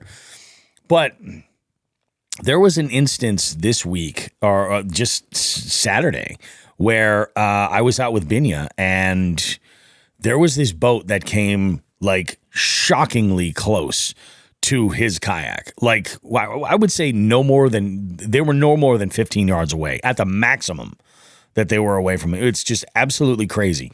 So, he's sitting there, and the look on his face in this video is ridiculous. I'm going to post this sucker after we're done recording this because I think it's that good. We got a couple other jig heads commenting in here, some other stuff. Apparently, the bearded angler did pretty well, too. He's caught 10 between Saturday and today. Best couple in a while. If you're out there, like this one dude specifically was just absolute pile of shit. Zero fucks given. I think in the video you'll see it, but he probably wasn't going any faster than he was simply because he couldn't. Just because he was using a small motor on this boat, probably thought because it's a small boat, it's not a big deal. But Binya's like, really? And I'm not sure if and maybe Mike can comment in the comments if he had a line out that the guy had crossed or not. I'm not sure. But like, just ridiculous, man. So know that like when we complain about wreck boaters and just the lack of etiquette sometimes with space on the water and the fact that you're dealing with moving objects that create wakes and can make things challenging for other boats, it's coming from a place that's realistic. Now, Shawn, what is your FTG? When Chrissy and I were riding home from Lake Webster, Saturday evening, early evening, late afternoon, I was on the phone with Nelson, talking about, again, the tournament planning for this coming week. And as we're driving by our favorite split lake where a number of FTGs have come from in the past. Yep. That's on the Mass Pike near the Worcester area. I'm talking to Nelson, and this is my conversation. So we'll go ahead and we'll try to plan this lake and that. Oh my God, there's an asshole in the water in a fucking inflatable pool raft with oars, no PFD. Yep. This is as a line of thunderstorms are bearing down. This guy is a mile away from both ramps. Inflatable pool raft. Like, I laugh at it because we wouldn't do this now, but when in the 80s, when we went to Cape Cod, right? My dad was so happy. He had my dad worked as a grocery manager at Big Y, which is a regional supermarket for those of you outside of New England, for his whole career, and then climbed the chain after that and did well, became an auditor, all this stuff, and retired a few years ago. But he would get promo items from the distributors. Oh, right? Yeah, of course. So we had shit in our house that, like, normally, like, Bobby, if we went to your house, we'd play catch with a football that said NFL on it, right? Yeah. Ours said NFL on one side and then said proudly sponsored by Cheetos. Exactly. Yeah, We had all that shit. And it was half orange. So our house had all these weird food items. Like right now, my brother still does the same thing. And I have one of my, I don't know if I wore it for pierogi pinching maybe I got it after when we did our pierogi pinching. But I have a large number of Land O'Lakes items. I have a Land O'Lakes baseball cap. And a Land O'Lakes because who the fuck doesn't love Land O'Lakes white American cheese? Who doesn't love Land O'Lakes butter? That's where you can fold the knees up to make boobs on the package. Goddamn right. You're goddamn right you can. So in the 80s, my dad had a raft similar to this fucking jack off, right? But my dad did something way more dangerous with all things considered. Oh, yeah. My dad would grab himself like 3 beers off the beach and get into his Captain Crunch little raft, inflatable pool raft. And he would just paddle out and sit out and drink 3 beers by himself out in the water, like 100, 200 yards offshore. Oh, yeah. Of Cape Cod. Cape Cod. Great whites just like circling him. Well, I mean, they did really come back in the 90s. Yeah. That's when all the environmental stuff changed with the seals, and that's what brought them back. So there weren't any seals back then, but I'm sure there were still some around. Oh, sure. And my dad's out there knocking back he was probably knocking back some moose heads at that time. Knocking back some cold moose heads, sitting out in the Captain Crunch raft with Jaws underneath him. Sitting in the Captain Crunch raft. It was Captain Crunch. Damn it. I love it, dude. I love it. So just sunburning his crunch berries out there. God, that's the way to do it. Goddamn right. My dad would do that, but that I think fondly of this idiot the other day with the thunderstorms bearing down, no quick way back to shore, no life preserver, and I was about to say Captain Crunch raft and a fucking inflatable pool raft. What a piece of shit. guy, listen to us. We're going to tell you, we're going to straighten you out here. Don't do this shit. Yeah. I don't want you to die. You obviously don't feel the same way, but whatever. That's amazing, man. Now, I didn't realize this, but I edited the because we had to record this segment with Binya in two separate pieces. Yep. So I recorded the two of them together, added some stuff for entertaining effect, and I didn't cut much out at all. But apparently I missed this. But on our trip this weekend, we had one of these inflatable raft users as well. And I'm guessing that they probably didn't come out from the launch. I think they might have come out from like a camping area, or not a camping area, a picnic area at the state park is what I'm thinking. That they probably were just floating out being, ridiculous, like zipping around on whatever inflatable raft they had with a couple of paddles or something. Listen to this segment with Binya, though, because you want to talk about ridiculous watercraft. We encountered, I'm just going to say this, we encountered these two dudes, and we stopped the segment in between because we're a little sketched out. We're like, what is this pickup truck just doing here? These two dudes had apparently bought a paddle boat, like a novelty paddle boat, but they bought the kind, the ones with the styrofoam bottoms. I think so. Yeah, it's like a two-piece. It's like styrofoam on the bottom, molded, and then it's like plastic on top of that. And the like this one guy is on one side and he's pedaling around. And he's just like doing circles because he's tipping so far to one side, and he's just like the rudder isn't really in the fucking water, so it's just kind of leaning and circling him around on that one side. And only after they left, they decided they were going to bring it. They're like, oh, it's $100 wasted. It doesn't work. Blah, blah, blah, blah, blah. I think personally, if they put the other guy, it would have balanced out and it would have gone perfectly true, Paddle boats can be tricky. Yeah. Oh, absolutely. I was kind of floored. We're getting some breaking news right now. Chris Fishing says, oh, wow, I totally forgot about this, but I almost had an FTG about a Karen on Webster Lake Saturday. She came out of her house yelling at me for being too close to her seawall, but I said, I am just sitting here looking at the map trying to find a bathroom, and the look on her face. That is awesome. She stopped yelling at me, went inside to ask her husband where the bathrooms were, and then apologized. Well, that's good. I'm amazed you even got an apology. That's amazing. Part of the part of the story with Chrissy too was, and I'm getting back to segment one. I forgot about this, but yep. Chrissy initially wanted to go to the north ramp, and I said, look, with the use of the kayak, and I have to be at the south ramp. I kind of convinced her, like use the south. I don't know what to tell you, and she's like, but there's bathrooms at the north, which didn't matter anyways because they were closed. And I understand that women in the outdoors have much different issues to face than we do. Requirements for sure. So here's what I did. I said, listen, this is the same place where my food reactions did not go so well on the championship a couple of years ago. And I had to scurry to the nearest island or peninsula that was wooded. Yep. And fucking leave a crater. You know what I mean? I blew that fucking island up. Oh, yeah. So I actually said to Chrissy, I said, from the ramp, here's where it is. You can see it. There's a little entryway in the woods right there. Do your thing. You just watch out. There might still be a crater there from 2 years ago because I fucking damaged that island. It's a biological hazard now. Yeah. Yeah. And she said something about fucking people looking. And I said, well, I'd be more worried about the people who are looking. You know what I mean? Yeah.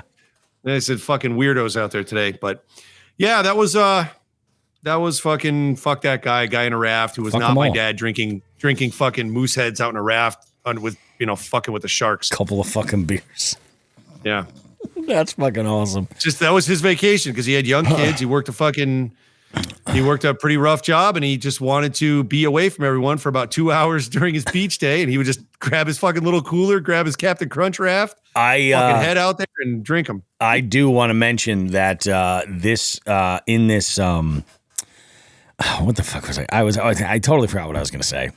What were we talking about? I read a comment here. It threw me off completely. A lot of talk of poop peddling.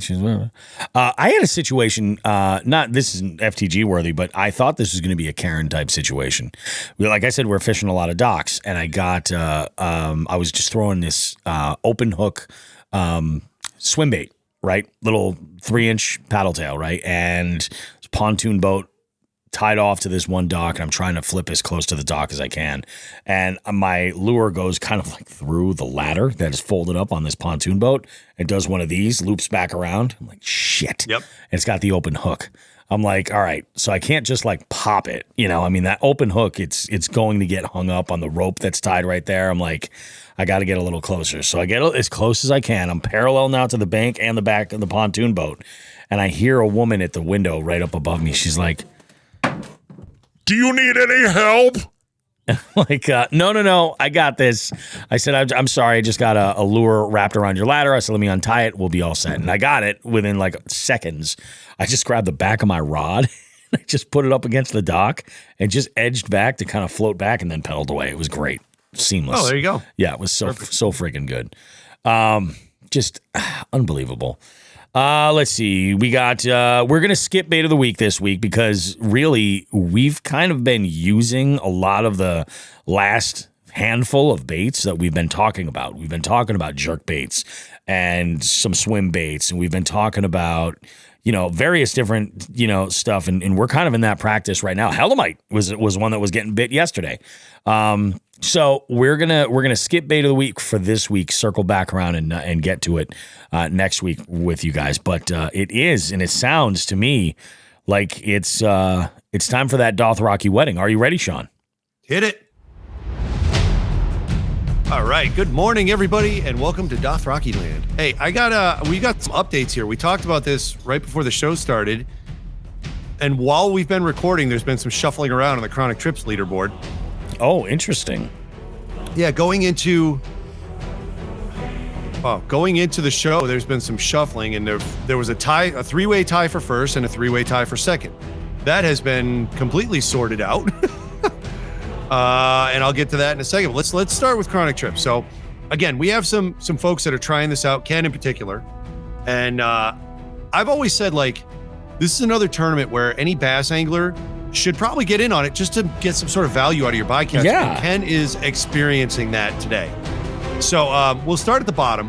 I say the bottom, but we'll start at the number 10. So Jay Savely's got 3 points. He's sitting at 10th. Todd Sefton, fishing the sticks, right? Yep. Right? Yep. All right. He's sitting in 9th with 4 points. There's a 8th and 7th are tied with 5 points each. That's friends of the show, Timmy Jakes and good old Nelson. Tied for whatever this is with 6 points, 5th and 6th, myself and Gravy. Sitting by himself, 4th place, Nate Shagnon, 7 points. So Nate just got a point. He moved up away from myself and Gravy. Sitting by himself it says 3rd, whatever. Sam Tomaszek with 9 points. Now, Sam's new to this tournament. And he's been hanging up at the top. Yeah, he's doing great. Yeah, he's been killing it. And now, sitting tied with 10 points at first place, but it's really first and second because that's the way Fishing Chaos does their little rankings here on this. Tied in first place, Ken Wood and Jerry Multi-House. Wow. Ken Wood is now getting a taste of what we have been experiencing for the past 2 years, 3 years, every month. Oh, look, I'm in a tournament. Oh, look, I'm getting beat by Jerry. Welcome to the club, Ken. Yeah. So yeah, Chronic Trips is we're just over the halfway point. It's been absolutely awesome. Thanks to everyone who jumped in on this. And real quick, because it's hand in hand, Jigs and Bigs registration is open. Okay. Yeah. For those of you that did not do the Chronic Trips, I didn't mention this, but on the sponsor logos, they are not up yet on the Jigs and Bigs. They will be by the end of the day. Well, by the time you guys listen to this, it'll be up. If the sponsor has a link, has a website, some of them don't because they're Facebook links and it just sends you to Facebook, so I can't do that. But if it has a website, you can click on the link and there's a hyperlink embedded. You can go right to the website. So in case of 3 bells, if you need to pick up a catch board, click on the 3 bells logo at the bottom of the leaderboard. It'll bring you right to 3 bells. You can go to their shop and do your thing. But that'll be there for all the sponsors. Next up, I want to cover this real quick. 3 Bells, because I just mentioned them, also has their bass fishing trail up. Ted is running it. He just got that up today. He was messaging me and the rest of the 3 Bells Outfitters team. while we were starting to record. So if you're in Connecticut and you're looking for a trail, contact Three Bells, search Three Bells on Fishing Chaos. All their dates will be up there. All the pricing should be up there. If it's not up there, it'll be up there soon. Due to some shuffling around at Three Bells, this tournament trail got announced a little late this year. But it's still going on. So again, if you're in Connecticut, you're looking for a trail to jump into, hop on there. Obviously, Three Bells are friends of ours. I fished them last year, and we had a blast. Absolute blast. Nice. One last thing I want to mention before I talk about the winners and the top 10 for each of the tournaments this weekend. MAKB West. I mentioned we moved from the Oxbow because we had such little time to really get a hold of a place to fish, and even Ken was trying to help us out. And after about 20 minutes, sent me a message saying, "Jesus, you guys have nowhere to fish." I said, "I know. We are strapped in Western Mass, with bodies of water that won't handle 25 people." Oh yeah, and it's they can handle 20. If they can handle 25 people, their parking can't. So we're limited a little bit. And when something like this happens, which unfortunately this is the second year in a row where the Oxbow could have proved an issue. Actually, last year the Oxbow saved us, but it was still touch and go with the water levels from the main river. We ended up making it a Roadrunner tourney to start off the season. I know this is going to be a little difficult for newcomers who have not fished a tournament with us before. What I'm going to try and do is I'm going to get a list of who's at each spot. I'm basically going to make an informal director to give a captain's meeting and talk to the newcomers before everywhere. So if you're at a lake and you don't know anybody, it's your first time with us, there will be some guidance. So bear with me, okay? But yeah, we've got 7 lakes, and we ended up having to kind of spill into the Central Division's territory a little bit. We're fishing out towards the Sturbridge area next Saturday to open up the Western Division. And I have to say, man, after looking at the Angler of the Year standings in MAKB, in all the divisions and the overall for the year, this is the first year we've done this, and it's like a dream come true. You can see everything, where somebody's standing in their division, where somebody's standing for it is fucking phenomenal. So if you're on Fishing Chaos and you're bored while you're on the shitter, go ahead and look at that. So that's our move. We got Three Bells taken care of. And finally, this weekend, we had some tournaments. So we talked about where I finished. Now, as far as Webster Lake, let's go into the top 10 and give everyone props for how they did. Top 10 at Webster Lake. And just to show how tight this was, I'm actually going to pull back a little further to see the total standings. Bear with me. I'm jumping around Fishing Chaos as I'm doing this. Wow, holy shit, this was so tight. Wow, hold on, I'm trying to find a base. All right. So there was, actually, this is a really good break. There was a 10-inch difference, all right? 10 inches, which is not much. A 10-inch spread between 24th and first place. Jesus Christ. Yes, 24th was our boy Ray Sparky Figueroa, electrician du jour. Did the wiring in my house. Thank you, Ray. He hit 62 1/4, and the winner had 82 3/4. Okay. So I'll go through the top 10. Just to show the spacing. Jerry Multihouse finished in at 10th with 75 1/2. Half inch ahead of him was Ken Wood with 76. Gabe Ports, 77, inch ahead of Ken, was number 8. 7th, Derek Brundle, 77 1/4. Kelvin Nova, 78 1/4. Our newcomer, Kwao Dao, I believe I'm saying his right name incorrectly, but I apologize, 78 1/2, so there's a 1/4 inch. Tied with him for numerically, but losing on the tiebreaker for biggest fish was Paulo Di Marais, who had 78 1/2. John Ferreira finished with 79 at 3rd. Ray Morales, 80 3/4 at second, and Mike Morcone, 82nd, 80. He finished first, 82.75, and the lunker, which was the only 20-incher caught that day. But just to show you where it was at. So Mike had 82.75, right? I finished at 16th with 70 and a quarter. Okay. Yep. So that's 12 inches. What was that? 12 inches? No, it's 8 inches. So my smallest fish, just to show you where I was at, and this is where the what if scenario, my smallest fish was 12 and a half. If I had got that 18, the one of the 3 18s I saw, right? And this is, we're playing what if games. I didn't do it. I finished 16th and I'm actually okay with it. So if I had that extra 6.5 inches, right? 6.5 would make me 76.50. That would have put me into 8th. That's one fish. That's where we were at, folks. One fish would have made that much of a jump of difference. 2 fish, shit. Now I'm top 5. So it's all right. That's what happens on these days. Yeah. You don't win every tournament, and you know what? What I think, honestly, what did not play to my advantage was I fished that lake and I do really well in the cold. And that warm up this past week absolutely fucked my chances. Shake it. Yeah. Yeah, it hurt. So the colder the water, usually the better I do and the better chance I'm going to have sticking around. Mm-hmm. Now on to the brawl the next day, where my sleep deprived ass was fishing a small pond, right? Top 10, 200 even, Dominic Eno.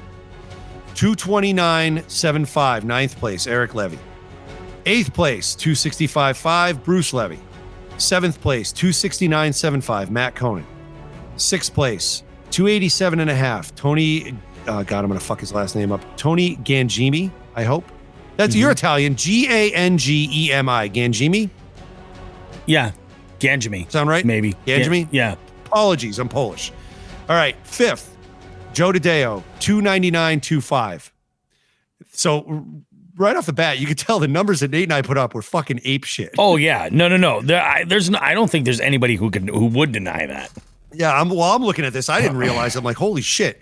4th place, Ben Howell, 333.25. So the top 4 went for 300 with Joe DeDeo almost hitting 300, right?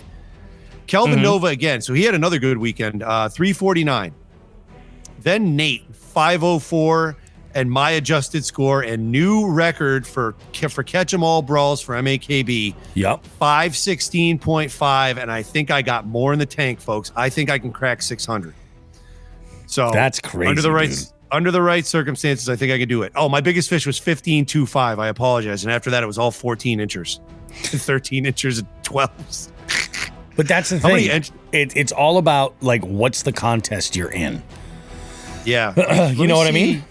Yeah, and just play to your strengths. Let me see how many. I don't know how many fish I turned in because the math. 39 fish I caught, and then the 3 nibblers. This was fucking crazy. Wow. When I see numbers like that, it absolutely blows me away. I'm like, you just got to be kidding me. Yeah, this was fucking nuts. So, that's all I got, man. That's it for tourneys. Obviously, we're opening up the season with the Western Division next week. Oh yeah, can't wait to see. I already saw that. Let me see. We actually, because it's a road runner, we have 7 lakes. We're calling it the. What do we come up with? We struggled on the name. We called it the Lucky 7 Roadrunners. So I thought Lucky 7 Lakes. I thought that was a really good name. I thought you guys did just fine with it. Yeah, and we have 5 people at each body of water, so this tournament's going to max out at 35 people. Yep. If you are an MAKB member, jump in on it. We've got 27 right now, and there are 8 spots open. Feel free, jump in. And again, it's going to be spread out. Nelson and I have to talk about where we're going to be doing the awards afterwards. Yep. It'll probably be in the parking lot of a restaurant. And then those of us who want to join us, happy to go into the restaurant. We're not going to be cooking this tournament. So yeah, dude, that's all I have. This has been a crazy ass week, and I've got fishing to do this week. So we'll have more to talk about next week, but I'm not going to do a double tournament. I don't know how many of those I can fucking actually handle. I can fucking handle. Yeah, Jesus. This was rough. I am. That's a big fucking weekend. Go ahead. I lied. One last thing. I should have made this just a tip. A little PSA. Okay. iPhone users. I am currently without my iPhone. Bobby and I recorded a little late today because I told him 9:30, and I called you this morning and said, dude, I'll get there when I can because I had to drop off. I have I have a cell phone guy. I have a guy there's a nice local place that does all sorts of cell phone work and electronics. I buy electronics. You're not doing it right. Yeah. I had to bring in my phone today because it was fucked. So you know when on iPhones, water gets into the charging port and it says, hey, you might not want to do this. I didn't realize until yesterday at like 9:30 in the morning that there's an emergency override on that because my phone was down to like 30% at 9 o'clock in the morning because of all the fuck ups. With the signal and everything. It ate up all my battery. Yeah. Oh, of course, because it's constantly trying to send to a network that's not there, and it's running on high the whole time. Yes. So I said, fuck you, Jobu. I do this myself, and went ahead and overrode that. And now I have to pay $120 for a new screen because first it started with a big black blob of dead pixels in the right corner. Mm-hmm. And by the time that I gave my phone to the tech today, I'm not exaggerating. You could see all the icons for all the links, all the app emojis, whatever the fuck you want to call them. What's the word for that? On your screen. What are you talking about? The icon, just your icon. List your icons, yeah, on your home screen. Yeah. It's an app icon, right? It was a thin, faded layer of plaid over that, with still the giant blob of dead pixels in the right screen. So I was like, hey, I fucked this thing up. Here's what I did. And my guy was like, yo, I got this. So if you have cell phone problems in Western Massachusetts, I've been using Fix, spelled P-H-Y-X, in Springfield. Frank's the owner. He's a great guy. Frank's a good dude. Yep. I know Frank.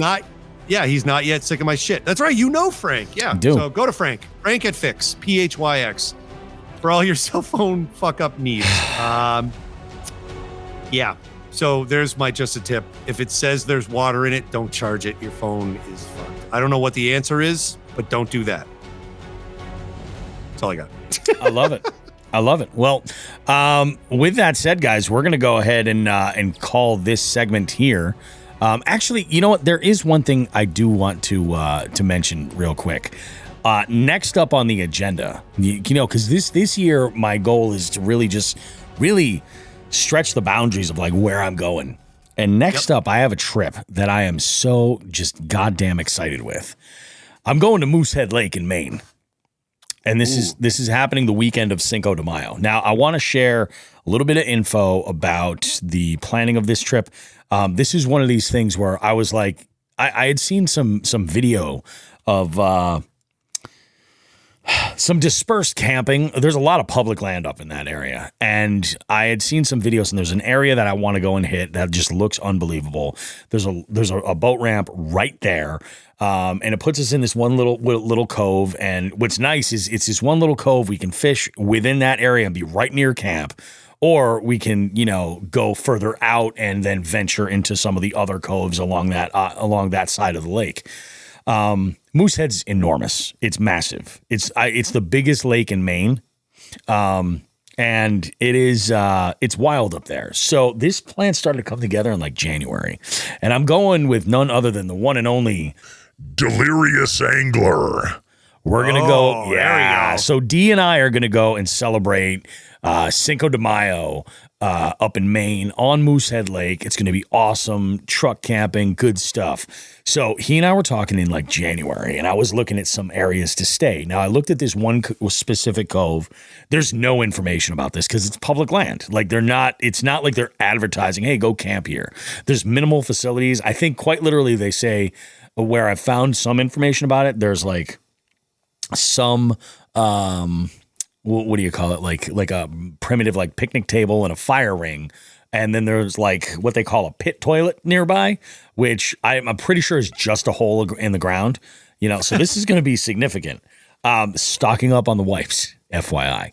That is we've already learned all the wipes.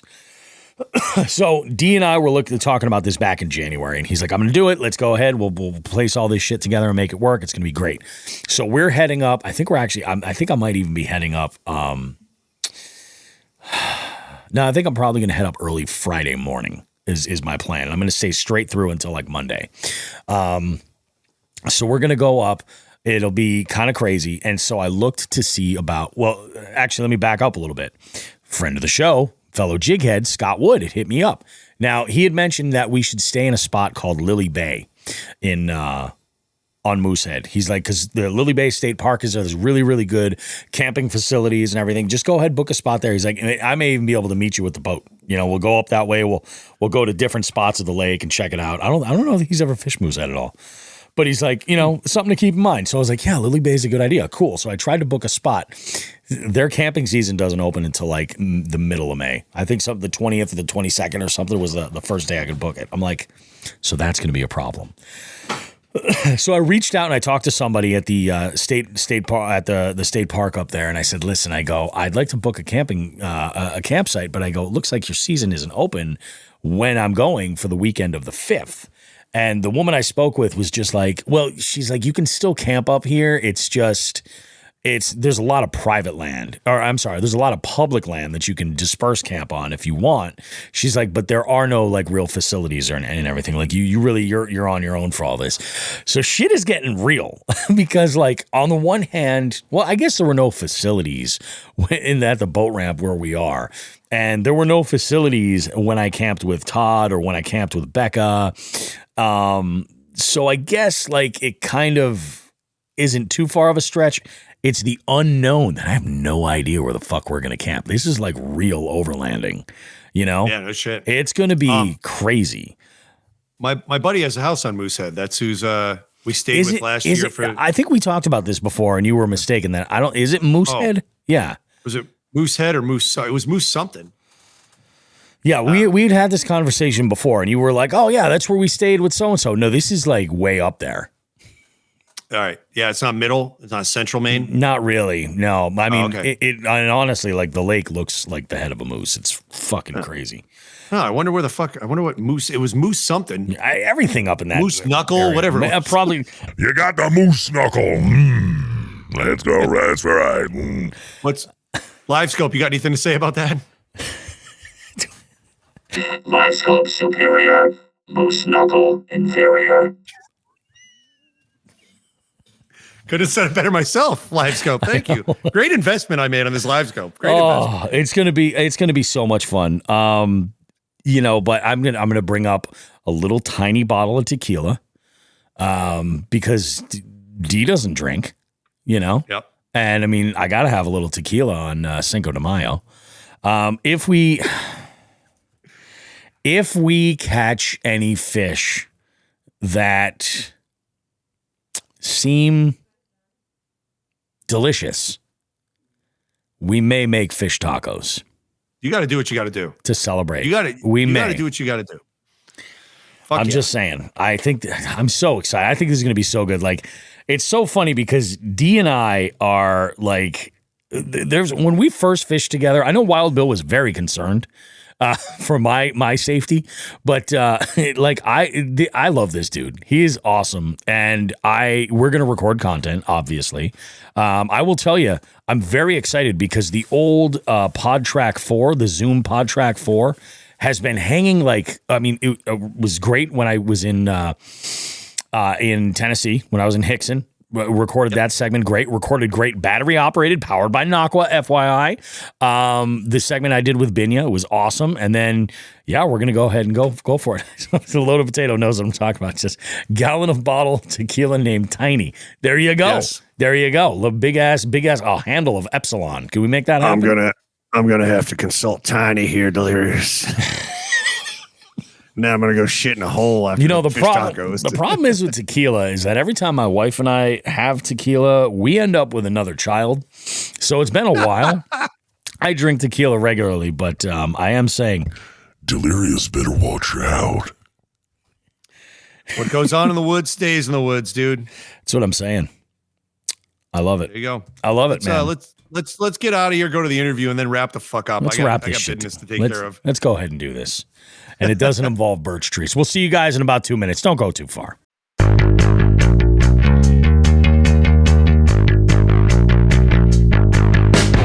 Jigs and Bigs is your favorite fishing podcast, right? Why not show the world how much you love the show while directly supporting us? We have men's and ladies' shirts, hoodies, and a variety of hats. We even have a waterproof outdoor Bluetooth speaker so you can listen to your favorite podcast while out on the water if you like. Check out jigsandbigs.com/shop to visit the store and gear yourself up. If you really can't get enough of this show, consider becoming a jighead and joining our Patreon. It's a subscription that gives you exclusive access to recording sessions that allow you to engage with us as we record the show. We also have some exclusive content there just for our jigheads and even have some special promo codes. Space is limited, so join now at jigsandbigs.com. Finally, if you're local to our area in Western Massachusetts, consider checking out the Western Mass Fishing Report, posted weekly at northeastwildwoman.com. We have amazing contributors providing great content and info for local conditions and what's been going on and working recently. Jigs and Bigs, so much more than just two lightly roasted hippies trapped in the 90s arguing on the internet about fishing.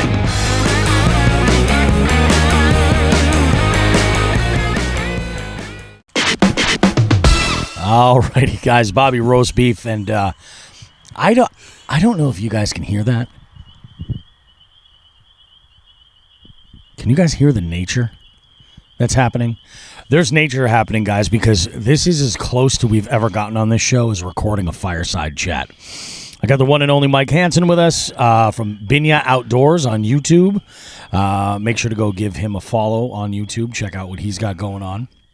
He's in Western Mass. How's your first taste of Western Mass? I thought for sure you were going to destroy me, but I ended up catching up on some fishing. But It's been an interesting trip for sure. It was pretty good. I mean, not everybody can be the Clown Prince of Pickerel. That's a title that I certainly don't take lightly. But today was an interesting one. You're here. We are actually, let's just set the scene for everybody. Mike and myself just gorged ourselves on delicious boneless ribeyes with shallots in this really bougie like steakhouse butter that I picked up, like really bougie, and a variety of different, like there was a chickpea salad, a Cuban black bean salad, and then a tortellini salad. So we went a little international with dinner. We're currently sitting around my folding Coleman table, and we're recording into the old Zoom PodTrack P4 here, running completely powered by Naqua. Actually, to tell you the truth, powered by Naqua. So we're living our best lives. Hopefully, you are too. And we did some fishing today, man. We put some hours in. Yeah, we did. Yeah, sun went down about like 7:30, 7:45. Yeah, and we were still on the water when that happened. Yeah, we were still. We did take a break in between because we had some storms come rolling in, and when you hear that thunder rolling, well, that's when you come in and you have yourself a beer. But it also was a great time to go and grab the food because that needed to happen. We got provisions for breakfast tomorrow. We're each sipping a Jack's Abbey house lager. Which is delicious and very, very enjoyable. And, man, my Frost Buddy is keeping this thing so cold. I might have to get one of those things now. They're that pretty I've seen awesome. it in action. They're pretty awesome, dude. I think the real trick is to get the coffee cup lid so you can use it as a travel mug for, or swap in multi cans. This isn't a commercial for Frost Buddy, but Frost Buddy, holler at your boy. Just saying. You know what I'm saying? We had ourselves a good one, though. It was pretty good. I was concerned, primarily concerned because I know how this body of water fishes. And I got to tell you, I have never had an amazing day here, ever. I've never caught any quality. That record still stands. Yeah, that's for sure. That record still stands. There was no quality to be caught. I think the biggest largemouth that I caught went maybe 13. Yeah. Maybe 13. Well, if you count the one that did its aerobatic flight, that was insane. That one was a pretty big one. So we were out, and I know how this place fishes. There's an abundance of small pickerel and nibbler bass, and it gets stocked with trout. the trout get cleaned out pretty good because this place has a lot of the white bucket brigade rolling out to hit it. In fact, there was a guy that we talked to earlier. Yep. Yeah, straight up white bucket. And as a matter of fact, most of this parking lot was made up of white bucket brigade with some sort of like thrown together boats and whatnot. It was just kind of crazy. So, did you see the ones in the inflatable boat? No. Yeah, there was here. There was an inflatable boat at one point out there. No, I did not see that. I don't know how much they were really fishing, but yeah, they had like one of those like rowable inflatables. Really? Yep. Sean just saw one of those. I think on the way, not at where he was fishing for his tournament, but I think on the way back. Get the fuck out. People are getting crazy, man. They just want to get out on the water. Do it the right way, guys. Go to Three Bells and get yourself a kayak or a paddleboard that is made for you. You know, that'll work with all those features that you want. And get yourself some cross kicks. Oh, they sell cross kicks there? They do. I had no idea. Yeah, Oh, really? I thought you got those at the Springfield show. No, I bought these online on a sale. That's why I got the white ones, because honestly, I wouldn't have bought white because I'm using them for fishing. But I'm a big Croc guy because I have flat feet and I hate wearing sneakers. Crocs are a good thing. Like they're very supportive. I picked up a pair of these that I'm wearing are actually Crocs, but they're shaped like a running shoe. Okay. So they fit my foot a little bit better than a standard Croc. Like I'm not wiggling all over the place in them. But I mean, I love these but I got to get a pair of those cross kicks because I was telling Lauren at the Springfield show, I was like, I got to make this happen. But that's the thing. Like I love black, for footwear. And I'm like, yeah, that's going to be the move. But they just didn't have my size, I think, at the time. Charlie horse in the leg, but that's no good. I actually recommend if you get them. If you have wide feet, get the 2.0s though. Oh, really? These ones are not as comfortable as I wanted them to be. Yeah. And they have the laces in them, whereas the 2.0s don't. Oh. So the laces are kind of junk, to be honest. Yeah. Are they made of like traditional like lace style material? They're elastic. Oh, they're elastic, so you can tighten them one time and then they kind of stretch out. So like over time, it's kind of like when you were a kid and you just didn't want to tie your shoes. It's kind of like what do you mean about when you were a kid? That's true. I'm 45 and still like, if I don't have to untie them. That's why I wear Crocs. Yeah. Well, yeah, that'll do it too. But so we're here at the launch at Congamon Junior, as we're affectionately calling it. And when we got here, so today's weather. We're coming off of a 3-day stretch of fantastic conditions, not just for fishing. I'm talking about creature comforts. It was temps were way up there. It was warm. It was sunny. The water temps have been much higher than I ever anticipated seeing. Like we had temps well into the 60s today. Yep. And the high temp today only got up to about the mid 70s. Actually, I think it got a little bit warmer than that because the sun did stick around for longer than expected. But I was a little concerned. I thought we were going to get rain very early on, like very, very early on. I got some gummies that might help that. Not this kind of gummies, like legitimate, like amino acid, like fucking. Yeah, it's like a weird Charlie. It's weird because I just sat down and like I got a Charlie. You want me to get them for you? They're right in the back of the truck. Yeah, I'll try. I took some before because I got a big ass fat cramp when I fucking was reaching to get a fucking tackle box under my seat. See, that's what happens. Don't be a fat ass like me. Don't. Well, he's gone. I guess I get to entertain you all. It was a pretty good day. I'm not gonna lie. The trip was 3 hours for me, so it's been a long day. But I will say that. I'm pretty impressed so far. I've heard about this place, obviously, with the podcast, but it's definitely going to hopefully show us some bigger fish in the morning. But so far, it has not proven out to be what exactly I wanted. And someone just showed up. I'm not seeing any white buckets yet, but I'm starting to wonder.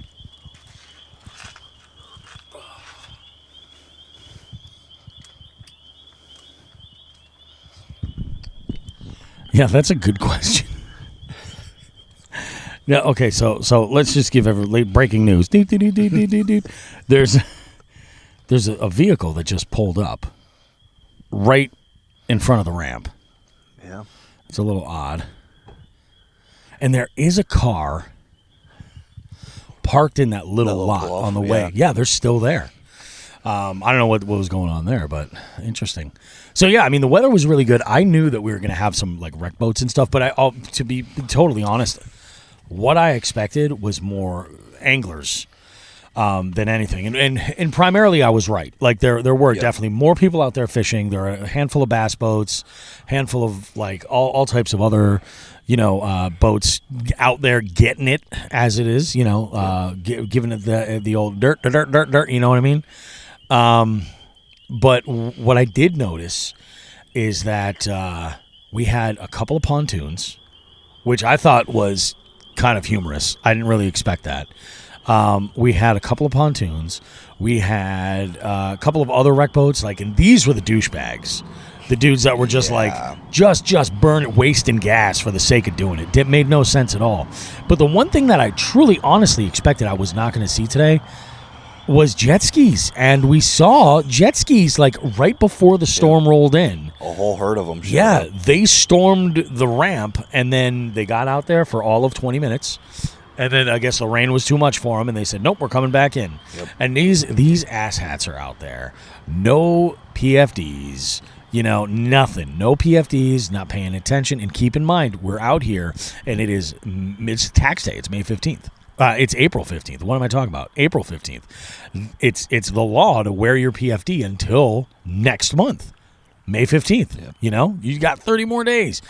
Just absolutely insane. But no PFDs and no shirts on top of it. Well, I mean, I wasn't as titillated as maybe you might expect, but yeah, it was a mess. And then so we waited out the storm for a little bit. Then we went back out there. And it seemed like I threw my my Ned shot right at the bank while we were waiting. We were kind of debating. We're like, okay, is that thunder getting closer? Is it what's going on? Looking at radar, we decided to go and wait over by the ramp. And I threw my Ned shot out there with a couple of Hellamites that were in that pattern that was getting hammered on finesse swim baits, on crankbaits. It was a good thing. And I caught a little largemouth. A dink, if you will. Right there, which, I guess it's better than nothing.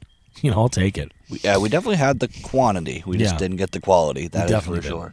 Had a good conversation with some landowners, homeowners that were around the pond today. One of them swore to us up and down, actually, that if we wanted to catch any big fish, we had to go out deeper. And then this was where I hooked into... Well, I had an absolute just tank come and attempt to annihilate my bait right at the surface. And this sucker shamu'd. Go ahead, tell the people about it, Binya.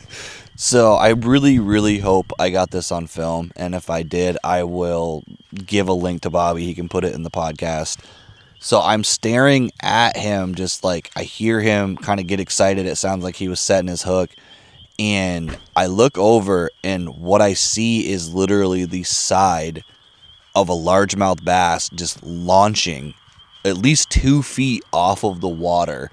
It was the weirdest sight I've ever seen, because I'm thinking that he is trying to reel this fish in, and he's leaning forward with his rod.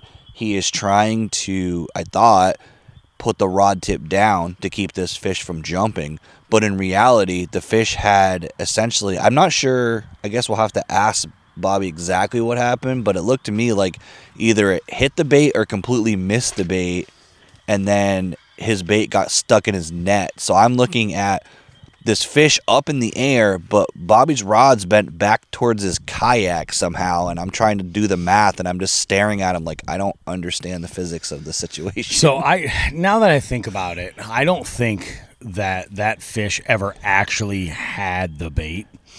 Because, and this was, they were talking about, they were hitting these baits hard. Wicked. Today. They were. These fish are feeding up. They are straight up pre-spawn. They're going for it. They were all pretty shallow. I think most of our fish were caught in 10 feet of water or less. Yep. And we would spot some I mean, who knows if they were bass or what they were. But we would spot some stuff in deeper water. But it seemed like the ones that were really like dialed into like trying to hit were like that 10 to 5 foot was like probably the money. And there was a couple that were really, really shallow, but very few. But this fish came out. So this was a dock that kind of looked like a Y. It was one walkway came out, and it had like a U-shaped. And in between the two prongs that kind of came out, I just happened to throw this little finesse swim bait in there. And this sucker comes out. I'm working it as it comes over, and it's visible now. It's probably about a foot below the water surface. I see this fish coming straight toward me. You know what I mean? Like straight at me. But its belly is so big, like its big white belly is just like, looked like it swallowed like a tennis ball. Yep. Really. Yeah, it did. Absolutely enormous. And that's really what I could see. I saw it come up, and I'm thinking that I just tried to reel down on that bait or to then set the hook. And when I set that hook, that fish never had it because that fish just straight up went out of the water, like free willied it up in the water, splash back down. I tried to give it some time to go and throw another bait over there. I don't think I gave it long enough. I'd love to throw a bait there tomorrow morning. I think we need to. I actually don't. So we fished the backside at one point. Yeah. And I personally don't think that's what we need to do tomorrow. I think we need to go right back where we were. I think you're right. Because you hit like you hit like, was it like 4 pickerel? Like, it was like 6 casts and 4 pickerel. It was. I'll tell you, it was less than 10 casts, and there were 4 pickerel. Bing, bing, bing, bing, bing. It was nuts. And these were all like 12-inch pickerel, super tiny. And a lot of them would in fact, actually, I had one really good follow. I was throwing a 6-inch mag draft, and I was trying to do the same thing that I do when I fish with other folks too. Like, I'll check in, like, hey, what are you throwing? What color is it? Or is it silent, or what's going on with it? So this way we can kind of like together break down and figure out what a pattern is, and I think ultimately we did. Yeah, definitely. Figure it out. I mean, it wasn't a difficult pattern to figure out, but I think it was all about like kind of hitting them in the face with it as best you could, and there wasn't any one thing. But I'll tell you what, I think size, profile, and color were a big deal. I think. I think noise too. So I noticed like anytime I threw anything with a rattle or vibration, I wasn't getting hit. But when I was throwing more silent, you're right. You're 100% definitely vibration related. Yeah, because I got no bites when I was throwing a rattle trap or when I was. Did I throw a chatterbait at all? I don't even think I did throw a chatterbait. I tried it a couple of times and I got nothing. I started out with that mag draft and I saw a huge follow. And I figured, okay, well, I'm going to downsize a little bit. And I threw another swim bait, a 3.8 inch. And I got that was that bait that I caught those 4 in succession. And my thought was that, okay, well, maybe I need to just kind of change this up a little bit. We'll try one factor and see what it is. So I did size. And I changed out that to a 3.3 on a little bit lighter head, actually. Threw that around, and it was still getting hammered.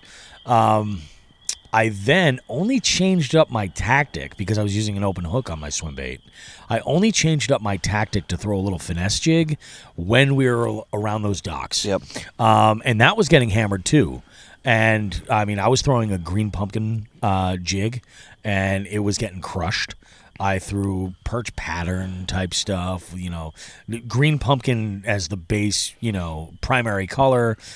What did I have? The Halomite that I threw had a little like almost like gold and red flake in there. And the swim baits that I was throwing were sungill, which is like a green pumpkin up top with a more chartreuse belly. And it's also got some sparkle in there too. But I think that was the money. Yep. That one follow, and it was a fast, popped right over, followed it, saw the boat, and was like, bye. It was just out. I was like, you got to be kidding me. Yeah, so when it got dark, I started throwing that mag draft again. Not because I thought it was necessarily going to get bit. I just needed something large enough that I could see it.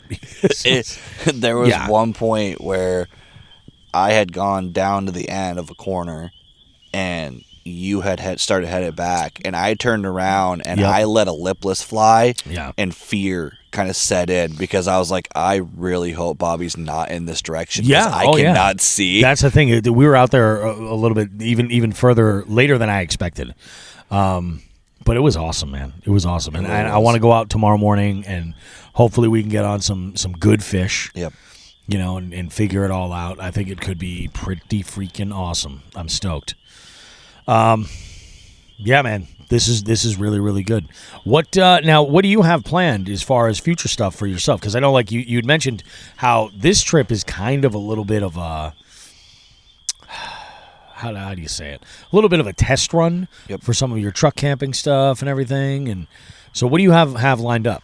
So I officially signed up for the MAKB West Trail. Oh, okay. So that is kind of what this trip, in a way, was my test run for the trail. For those of you who don't know, where I live in Vermont is roughly 2 to 3 hours for most of the stops for that trail. So the check-in for those tournaments is 6 a.m. So that means I'm leaving my house at 2 o'clock in the morning to get to the ramp in time. And something I've been considering, and I'm still kind of working out the details, is instead of getting up at 2 o'clock in the morning, driving for 3.5 hours, setting up my kayak, fishing until 2, 3 o'clock, and then trying to drive the 3 hours home.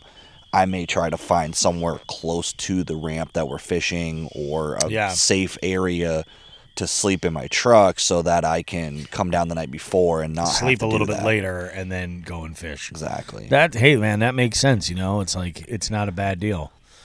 It's a mission, dude. So you're obviously, we've had you on the show before. You're a Vermonter. Yep. And I also like when we do breakfast tomorrow. And Shawn will enjoy this tidbit as well. But I did pick up the Cabot Seriously Sharp cheddar cheese for breakfast tomorrow. Nice. But in Vermont, like, you know, we've talked about how fishing in Vermont is a different animal. Like it is. And when I say trout guys, I'm not talking about the White Bucket Brigade, though I'm sure some of those dudes are up there too. Oh, yeah. But like, I'll tell you, I think like fly fishing is just a way of life in Vermont. It's the fly fishing scene is huge in the beginning of the year. Yeah. And then it kind of dies off a little bit, but a lot of the guys that fish on a regular basis are using more of the deep V trolling or the deep water jigging style. So you'll get a lot of guys. I've actually had a guy that I interviewed on my channel that's all he does in his kayak is he literally goes out and jigs for trout. But like you're talking 70 foot of water using a 2 ounce. Essentially, it's kind of like a 2 ounce hair jig for bass fishing, but bigger. Yeah. And it's the whole nother type of technique, but there's not, even though like guys that are in the bass fishing world, they think of Vermont and they go, oh, Champlain, there must be bass fishing all the time. But that's pretty much the main place that people fish. Yeah, exactly. I personally fish a lot of like small ponds, and it's mostly just because I don't really like the unpredictable weather that comes with Champlain. Yeah. And I could get up in the morning, drive to the ramp, and then realize there's 3 foot rolling waves and whitecaps, and I don't really want to. You fish don't want that to be with my dealing kayak. with that. Yeah. So I started fishing more small ponds, and I actually personally feel like I stumble across like little gems. Like this place is a perfect example. I fish a lot of places like this place. Yeah. Where I can go and catch fish, and some of the places I go, I actually catch pretty good sized fish, but it's also peaceful. I'm not having to be stressed out because with Champlain, that's a big lake, and you have to really work to hit your spots, whereas some of these smaller ponds, it's a lot easier to find structure. It's easier to find the locations that you can fish, and I honestly like it more, I think, than fishing from my bass boat most of the time. Yeah, fair enough, man. Fair enough. I don't know how I missed the fact that you have a bass boat. So I started doing some content from it, and a lot of it comes down to it broke down on me in the Finger Lakes, and I had an issue with the motor, and then I just kind of pivoted back to the kayak because I grew up a fisherman's son. So going with that trout trolling deal, that's what my dad's favorite thing to do is troll for trout and salmon. And I know enough being part of that world as a kid that you don't bring a boat to a boat shop and expect to spend less than $1,000. It's just kind of a thing. Exactly. So I don't have ready Well, and also, cash like, available. you were talking about that happened in, like, August. Yeah. It's like the timing was terrible. I mean, Exactly. let's just face it. Yeah, the turnaround would be insane. So, and I'll be honest with you, man. I think for a lot of people, and I think this goes with life, like, a lot of people like to say it's this or it's that. Yep. You hear that? You guys hear the geese? What, are they humping? I'm wondering. I kind of want to check on my boat. Yeah. I think that's not a bad idea. Yeah, I think we should. I kind of want to check on my boat. We're going to take a short pause, guys. We'll be back in just a minute. 3 hours later. And we're back. All right, that was it. We're going to paint the scene for you. So, we are fishing in the morning. Yes, absolutely. It's just going to happen. Yep. So what I decided to do was to beach my kayak off of the boat ramp, but nearby, and we're in the parking lot right next to it. I mean, it's right over there. I believe it will be fine. But this truck pulls up, this small white pickup, and these dudes just hanging out. They don't say a word to us. They don't acknowledge us at all. And the angle from where they were parked, where I'm sitting, I can't see their vehicle. Once they shut their lights off, it might as well have vaporized. I couldn't see anything. Were you able to see their truck? I could see it barely, but I couldn't tell what the they were parked like horizontally across the ramp, like in a weird position. Yeah, they were like blocking the ramp. Yeah. It was really, really weird. So I decided, I said, we should go check on my boat. Just to be proactive, and we go and we make our way over there, and we see these two young dudes doing what young dudes do. They buy shit on Facebook Marketplace, and they go to test it out because they're like, this is going to be awesome. These guys had a styrofoam paddle boat. Like a little, like, you take your grandma in it, at the family picnic because you had it where there was a pond, and they rent these things. And there's one guy sitting in there, and you know what the thing is? I wanted to say to him, like, I'll bet you if you both were in there, it would track perfectly. Yeah, he was on one side. He was on one side. The side that's funny. I didn't even think about that. Yeah, I'm like, I'll bet you the two of you guys in there would track perfectly. He was just doing donuts in the marina, and that actually makes sense now. But they're like you could tell he was like pissed that it wasn't working out the way he had expected. Yep. He's like, yep, going back on Facebook Marketplace. Fuck this, $100. Fuck you. I'm like, okay. So I didn't even know they made those things with styrofoam on the bottom. I've always seen them with like the plastic pontoons. That was impressive. I'm not gonna lie. I guess keeps it nice and light, but man. It also, murders the environment. Wow. This has definitely been a weekend between so just to give you guys another story, this has been a weekend of weird stuff. So I go to catch up to Bobby after I launched my kayak, and I'm like, man, my pedal drive's acted really weird. Yeah. I'm like, this feels weird. So I pull it up, and I broke a blade, just one blade. I'm going to dive into this. Off of the pedal drive. I didn't even know you could do that or how I did it. So, testament to Old Town's pedal drive, it will operate with one blade. Mm-hmm. So, if you ever wanted to know that, and you did fine. Yeah, it really wasn't that bad. Now, I would say I do not recommend it if you're fishing current or a heavy wind, because I feel like you wouldn't get your maneuverability. But then later on, when we went back out that night, for those of you who don't know, who haven't seen my walkthroughs of my kayaks, I rig them up with green LEDs because they don't attract bugs, and it gives me visibility when I'm fishing.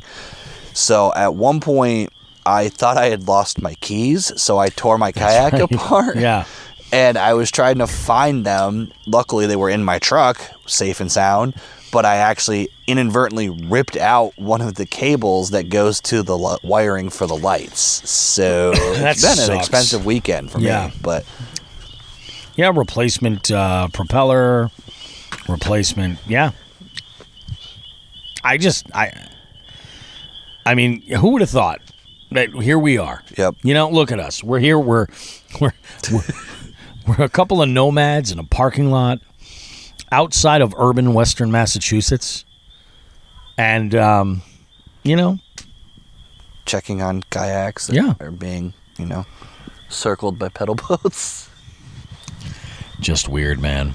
I got to tell you, man, it feels real nice to be back in the yak, though. It really does. I knew I missed it. I didn't realize I missed it that much. Like, I sat in there when I first got here. I loaded up and I walked the kayak over, popped it down on the ramp. I got in and I sat there, and I was just like, wow, this feels like coming home after a long trip. Yep. No, I've been in mine twice this year, and honestly, I can't say that. So Wednesday, I went out. I ended up having some stuff I had to take care of, and I fished Wednesday. That was a nice weather day, so that was a good day. But the first time I went out, you have to keep in mind I was fishing Lake Champlain in March, and it was snowing. Oh, yeah. So it wasn't super comfortable. Today was like the first day that felt like real fishing, though. Like real summertime fishing. Really did, I thought I was going to catch fish, and the conditions were not ideal, but we were working through the details. I'll tell you, the biggest thing for me was knowing that cold front had hit overnight. Yep. And that I thought these fish were just going to be off. And I think that they might have been a little bit off. I think they were. Yeah, I think they might have been a little bit off. I think it was worse once the storm came through. They were definitely still like nippy, but they weren't really committing to anything. Yep. I threw that Ned shot that did nothing, and then some really, really small, like 9 size Rapala ripstop jerkbaits, and I got nothing with that either. And then on the way back, once it got like really dark, and we're like, all right, this is useless. Let's go ahead and get back in and make some stakes. When we were coming back in, there was all kinds of stuff hitting the surface. And I kind of, lots of times when I'm in a body of water where there's trout, lots of times that's when I lean to. I'm like, it's got to be trout, you know? But I know it could be almost anything, you know? I think I will say, I did catch the one pickerel when you left me at one point. Yep. And it was like I could see stuff blowing up. So I kind of sat in the middle of where this was happening. And a couple of the blowups were pickerel. Now, I don't know what they were eating. Yeah. I have no idea, because pickerel don't usually like eat flies or stuff off the surface like trout do. That's exactly like so I don't know what they were targeting, but they definitely were. I definitely saw at least 1 or 2 close to my kayak, but I'm hoping that tomorrow morning, because the temperatures are going to kind of go down a little bit, that water's going to have that like steam effect in the morning. Oh, yeah. It's going to be, I'm hoping, the key, but we'll see. What do we do for species? Pickerel, whereas no shortage. Did you get in any pickerel? I got that one at the end. I got 2. I think I got one in the first send, one in the second send, and then I got that bluegill. That's right, you did get a bluegill. Nice. So nice. I mean, I would like to get a bigger bass, because I think the biggest one I caught was 12 or 13 as well. Yeah, it wasn't exactly. None of these were like really impressive fish. The one impressive fish impressed us with the way it was a big fish, but it impressed us with the way it just freaking breached the surface of the water. Yeah, it was just it's acrobatics more than that was unbelievable, man. That was wild. Yeah, I would love to see. I've seen some interesting fish in here before. I did get a report that they had apparently just stocked brook trout and tiger trout within like just a couple of days. I don't think I've ever seen a tiger trout. Neither have I. I want to say Shawn has caught one. Yeah, I want to say maybe Shawn has caught a tiger trout. I've never caught one, but hey, I'd love to. Same thing with a brookie. I've got that on my list as well. Tomorrow morning, that might be. Maybe I'm going to change my rig up a little bit and see if I can run at least one trout bait. But. So there is one thing. We're here at Congamon Junior, and we talk a lot about this place on Jigs and Bigs. This is one of the bodies of water that was named in the list of bodies of water that have PFAS chemicals, forever chemicals, and they advised, don't eat any of the fish or anything. And I noticed today at the sign, the bulletin board that's at the ramp, there's a notice about the PFAS contamination. And in there, what they say is for a typical adult not to exceed 1 meal of fish caught from this body of water within 2 months. Yeah, and I know, like, I looked that up, so I don't know if it's the same for here. Yep. But in Vermont, a meal is 5 ounces. Oh, yeah. It's not like you're eating a whole big what we ate feast. for dinner tonight. Yeah. No, like it's not. It's like one side of a bass. Like, it's not that much meat. No, it's not at all. And it's kind of crazy to think about it like that. Now, keep in mind that doesn't include stocked fish. Right. That's different. But we know, or at least we make the assumption that there's got to be some kind of a timeline there. Yeah. You know, where when does this become more dangerous than not? But so if you catch a brookie and you're only a few days out, great. You might be all right. Yeah. You're probably be just fine. But man, unbelievable! What a fucking amazing little day. It's definitely been a day for It really sure. has. That's good stuff. These are not hitting me yet, but they're going to, and I am going to be in a way. Yep. Shout out to INSA, by the way, for supplying the fuel that's going to put me to sleep tonight. They're lovely and delicious chocolate peanut butter cups. As long as the geese don't keep mating, you should be fine. Yeah, that'd be good. They're a little bit obnoxious, the geese. There was a lot the of geese ducks. are doing a little skulking of their own. Exactly, yeah. Can I get a The ducks were crazy too. I don't know if you saw, like, there was a whole bunch of them like circling my kayak at one point. Were they trying to indoctrinate you as one of their own? I don't know. I mean, I used to watch the Mighty Ducks when I was a kid, so I don't know if they knew that, but I just heard someone yelling, "Stop, Uncle Scrooge!" Why am I your favorite? I'm sorry. You deserve better than that. I am a piece of shit. It is after 12, and I'll tell you what, for a truck camping send, I think, no. I think I was up this late when I truck camped with Todd. We were carp fishing. We were drinking. if you're a carp fishing, you're probably up late because that's usually an all-night endeavor. Yeah, I mean, we got pretty toasted and then decided to call it eventually. I'll tell you what, man, when it comes to camping, like, his rig is awesome. It's really, really awesome. He's got that big van. He's just put a new bed in there. He got rid of I think that van had like a wheelchair like ramp or lift. Oh, okay. So he had that removed. There was like a 300-pound like piece of equipment that's out of there. So that's got to help him with some gas, as far as fuel efficiency goes. But it gives him much more space. Becca, did you see? Yeah, I saw that. Becca. So here's what's awesome about that. I love this. I knew that was happening. Dude, so I did too. What's funny is when I met her at the Springfield show. That was when I found out. I had talked to her about it, and I didn't really know directly. Yep. But I heard her talking to someone on the phone. Yeah. And, like, she was saying, like, he's going to be so excited. I can't wait to show him. And then, like, I saw that video because I watched that episode and I was like, I bet this is exactly what she was talking about at the Springfield show. Yeah, well, she when it was all squared away, we were having dinner that night, and she's like, yeah, I'm doing this thing, and there's this company, and, she's like, I have plenty of power banks for, like, all this stuff. I don't need another one, but they want to do this, and they're okay with me giving it away. And, like, Todd was, like, blown away. He was not expecting it. He was totally surprised.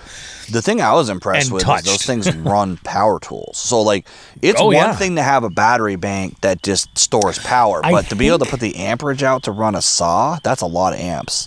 I want to say Becca used one when she built her new build in her truck. She might have. I know they were building like birdhouses in the video or something. But and that's what I was impressed with because that's right, the birdhouse thing. So they were using like skill saws, and, like sawzalls and stuff. That'll drain a battery. Those are the type of thing that, like, I have an older house, and when I run my skill saw, it dims the lights in my house. Yeah. And that's a battery bank, so that's a lot of amperage and a lot of draw, and they were using it pretty much all day. So they seem to do all right. They're very impressive. I'm definitely considering, like, if I have the need for one, I'm doing it. Yeah. I mean, I think it's the right move, but oh, good Lord. I think this is the beginning of an amazing year. Yeah, definitely. Yeah, it really is. Did I tell you about Moosehead? I don't think you did. Oh, yeah. So I got a plan, a trip coming up with Delirious. Delirious Angler is one of my favorite human beings on the face of this fucking earth. That guy is my brother from another mother. I love that dude. He is awesome. He's nuts. Yeah. But he is awesome. He's such a great dude. We bonded when we went to Maryland, and I was like, we got to do another trip. And I was like, I was watching an overlanding video, and I do like a lot of the YouTube stuff that I watch kind of falls in like a handful of different categories. Oh, look, we have another vehicle rolling up in here. You've got to be shitting me, people. Maybe they managed to sell that pedal boat, and this guy's coming. Oh, this guy's coming to test it. Yeah. You think he is? Did you buy yourself a paddle boat? What's going on here? This guy seems like he's coming up closer to us. Yeah, I'm starting to wonder. We'll see. We'll figure it out. But I told him, I was like, so when I watch stuff on YouTube, it fits in a handful of categories. There's fishing stuff. I do watch a lot of food stuff, food-related content. I also fish, or I also watch a lot of like overlanding stuff, camping videos, off-roading, like every once in a while, mainly just to check out rigs. Like I'm not really into, off-roading or anything like that. But I saw this video where there was this family that had gone and they were like, overlanding on the East Coast, which are two terms that don't really go together. No. But, I mean, there is a community on the East Coast that, will go the distance. And Moosehead is a great place for it. There's all types of area up there. There's lots of public land. Now, initially, there was this place, I think it's called Cohen's Cove. Right, and I wanted to go, and this is in the video up there. I was like, oh, that's great. So there's public land, dispersed camping, right at the water. The launch is right there. I'm like, I don't know shit about Moosehead. I just want to fish it. Yep. So for me, it's like, let's go to a spot and go. Well, Scott Wood, one of our jig heads, who recently got a bass boat, had suggested, he's like, you guys should stay at Lily Bay in the state park. He was like, stay over there. He's like, there's a launch right there. The facilities are great. And I guess he's considering taking his boat out on Moosehead and coming up to hang out with us, which would be awesome. Scott's great. We fished with Scott in Cape Cod last fall, went out to Max Seafood and basically paid their heat bill for like the winter. And we're going to do this. But the time came where I checked in with D to make sure everything was good. I was like, yo, we're still on, right? He's like, we're so on. Cinco de Mayo at Moosehead Lake. It's going to be awesome. Maine like a motherfucker. It's going to be great. Yep. He says to me, he goes, yeah, I'm ready to go. I said, well, I never booked a site because when we were talking about this, it was January. Right. And there was no way I could book it. I was like, okay, we got to be getting closer now. I go and I search the dates, and I see it's like weird. It's like mid-May, yep. And on. I was like, I can't book May 5th.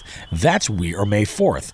I'm like, that's odd. Okay, well, let's try this again. Let's see what happens. All right, still not working. Weird.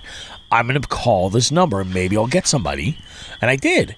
And I explained the situation. She's like, oh, well, the season for camping at Lily Bay isn't open until this date in May. And I said, okay. I was like, can you make a suggestion on where I could camp on Moosehead? Because I'm planning on being there for the 5th.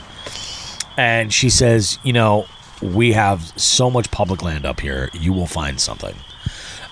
She's like, just come on up and look around and see what you can do. So I looked around and I looked online.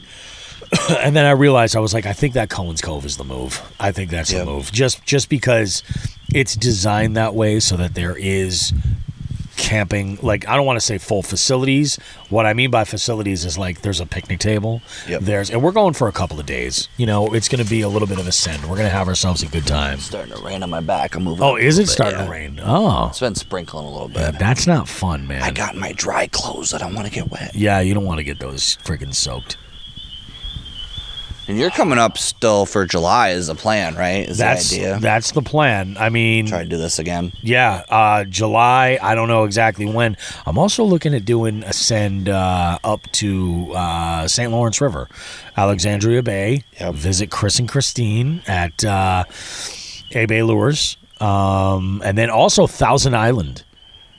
Thousand Islands is where I could visit the famous Thousand Island Tackle Store. Have you seen the sticker on the back of my truck? Thousand Island Tackle Store? I saw it today, yeah. This is a nice little acronym. Thousand Island Tackle Store. Yep. And yesterday, actually, on my way to work, the sun was just going down, and I am at a light, and I see somebody pull up right behind me. And this couple, they're sitting, driver's seat, passenger seat. They're pointing at all my stickers and laughing. And the dude took a picture. Nice. I'm like, that is awesome. That's awesome. That is awesome. Yeah, because I think that July one, it's funny because I've kind of we may have a party. Oh, really? Because I had talked to Becca about it. I had messaged her and she said she was interested. She's just got to know the dates because she's, Yeah. She never knows, what state or location where she's going to be. Exactly. Nate Shagnon said he was interested because me and him kind of made a deal.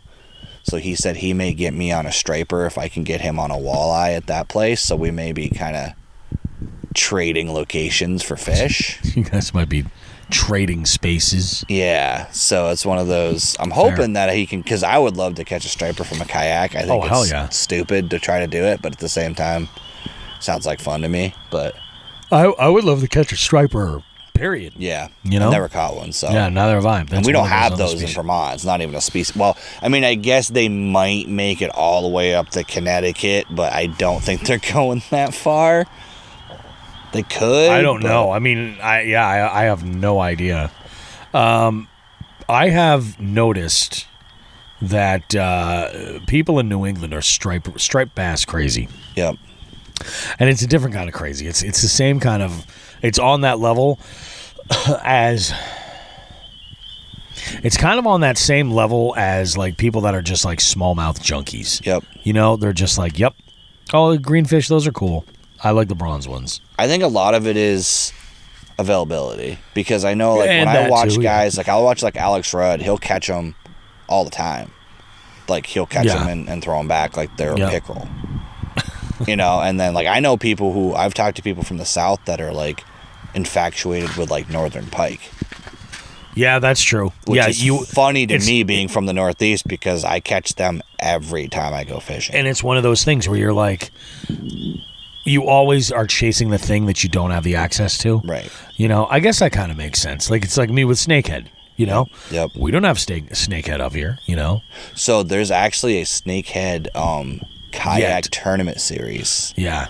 That's starting up. I think it's in Virginia. That makes sense. I actually know the guy that's I'll bet you actually there's multiples because when we were in Maryland, and we didn't know this going into it, Cody, but apparently we had gone out on a Sunday, and on the Saturday previous, there was a cold front that came in overnight, big storm, and when we had... that Saturday, it was a great day. There was not only a bass tournament on there, but there was a snakehead tournament. Yeah, and what the guy was telling us, on the thing, because I talk to him on Instagram all the time now. I've kind of built my network up a little bit, and I'm starting to reach out to more people. They pretty much, you fish for them like you do bass. There's not much different. No. It's not like trout fishing where there's really a different technique to it. And they're invasive. You're not supposed to release them. Right. And the thing is that means the idea. When we were down there was a guy talking. We were talking to him. He was right on the bank. It was a property owner there. And we're talking. He's like, so you can throw whatever you want at them because it's not like they're ever seeing this stuff and getting used to it. Yeah. They're never acclimating to it. So it's they see it. They're like, oh, my God, bye. Yeah. And I guess they're really aggressive. They're super aggressive fish. There was a point where Shawn and I were pedaling up the river, and right underneath both of our graphs, there was a big, we're guessing it was probably a snakehead, had just gone right across our boats, just right past us. And he was like, did you see that? And I'm like, yeah. He's like, I'll bet you that was a big snakehead. And I was like, fuck. Yeah, it'll happen. There's a bunch of those species that Yep. I mean, there's a whole bunch. I mean, obviously, any fisherman has a bucket list of things that they want to do. I do king salmon fishing with the big boat in my dad's boat. Yeah. And he was telling me one day, he sent me a photo that there was a dude out there trolling for king salmon in my kayak size. Now, for those of you who don't know, that's an Old Town Topwater 106, 10-foot kayak. and they're fishing the Great Lakes for salmon. Yeah. Like, I couldn't imagine hooking onto like a 25 or 30 pound salmon. Like, I've caught those size salmon from a boat. Oh, yeah. But from a kayak, do you're that just in a at kayak? the mercy of that Yeah. fish until they're tired. Yeah, exactly. You're not fighting the fish. You're just waiting until it gets tired. How big is your spool? Yeah. And how much drag is it going to pull? Yeah. And you're just constantly going to go back and forth until you wear it out. I know on the big boat, it takes sometimes half an hour to get them to come to the big boat. Really? And you're That using, long for one and of you're those? using, a trolling motor and helping control the situation. In a kayak, there's only Chaos. so much backpedaling you can do. Oh, yeah. No, you're 100% right. That's the thing. It's like, I think for some people that's part of the rush, though. I'd do it. I wouldn't even hesitate. Yeah, there's a couple of species. Like when I was in Tennessee, I caught my first ever white bass. Yep. I thought that was awesome. Yeah. But Caleb was like, okay. Yeah, he's like, this is bait. He's like, this is nothing. Yeah, exactly.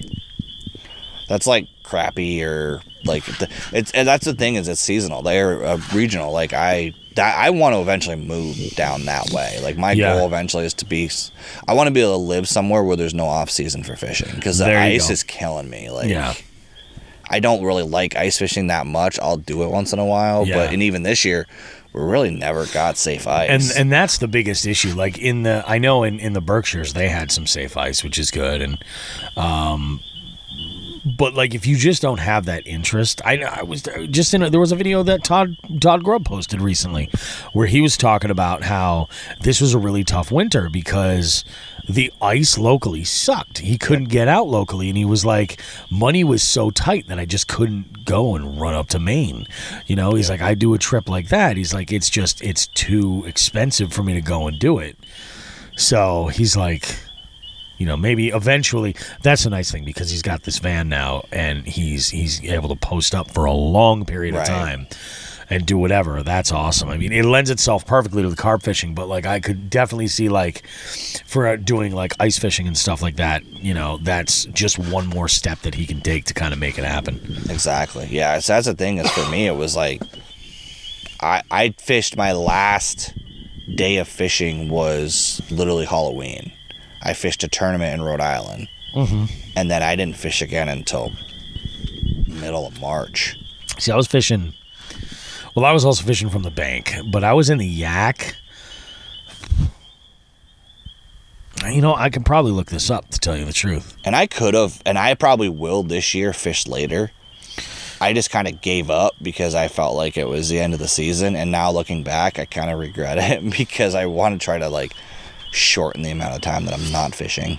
Yeah, actually, I guess that's about right. It looks like the last kayak trip that I took was November the 5th. Yeah, you want to try something fun, try tent camping on Halloween weekend. That was a little bit cold. I'll bet you it was. Although, I don't know, man. Like, I've camped in some cold shit. I've seen some videos of you camping in some cold camping in some cold shit.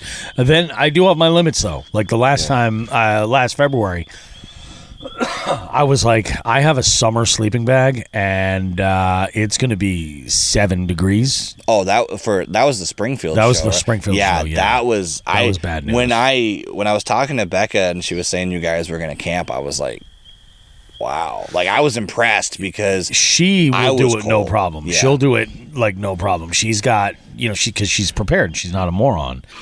I however am a moron. I'm like, Becca, I have a summer sleeping bag. Do you think that's a good idea? And she's like, No, I don't think that's a good idea, Bobby.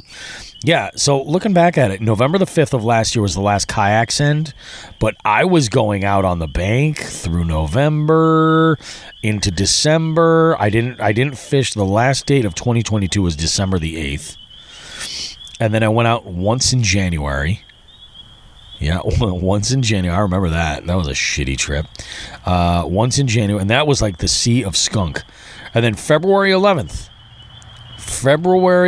I went.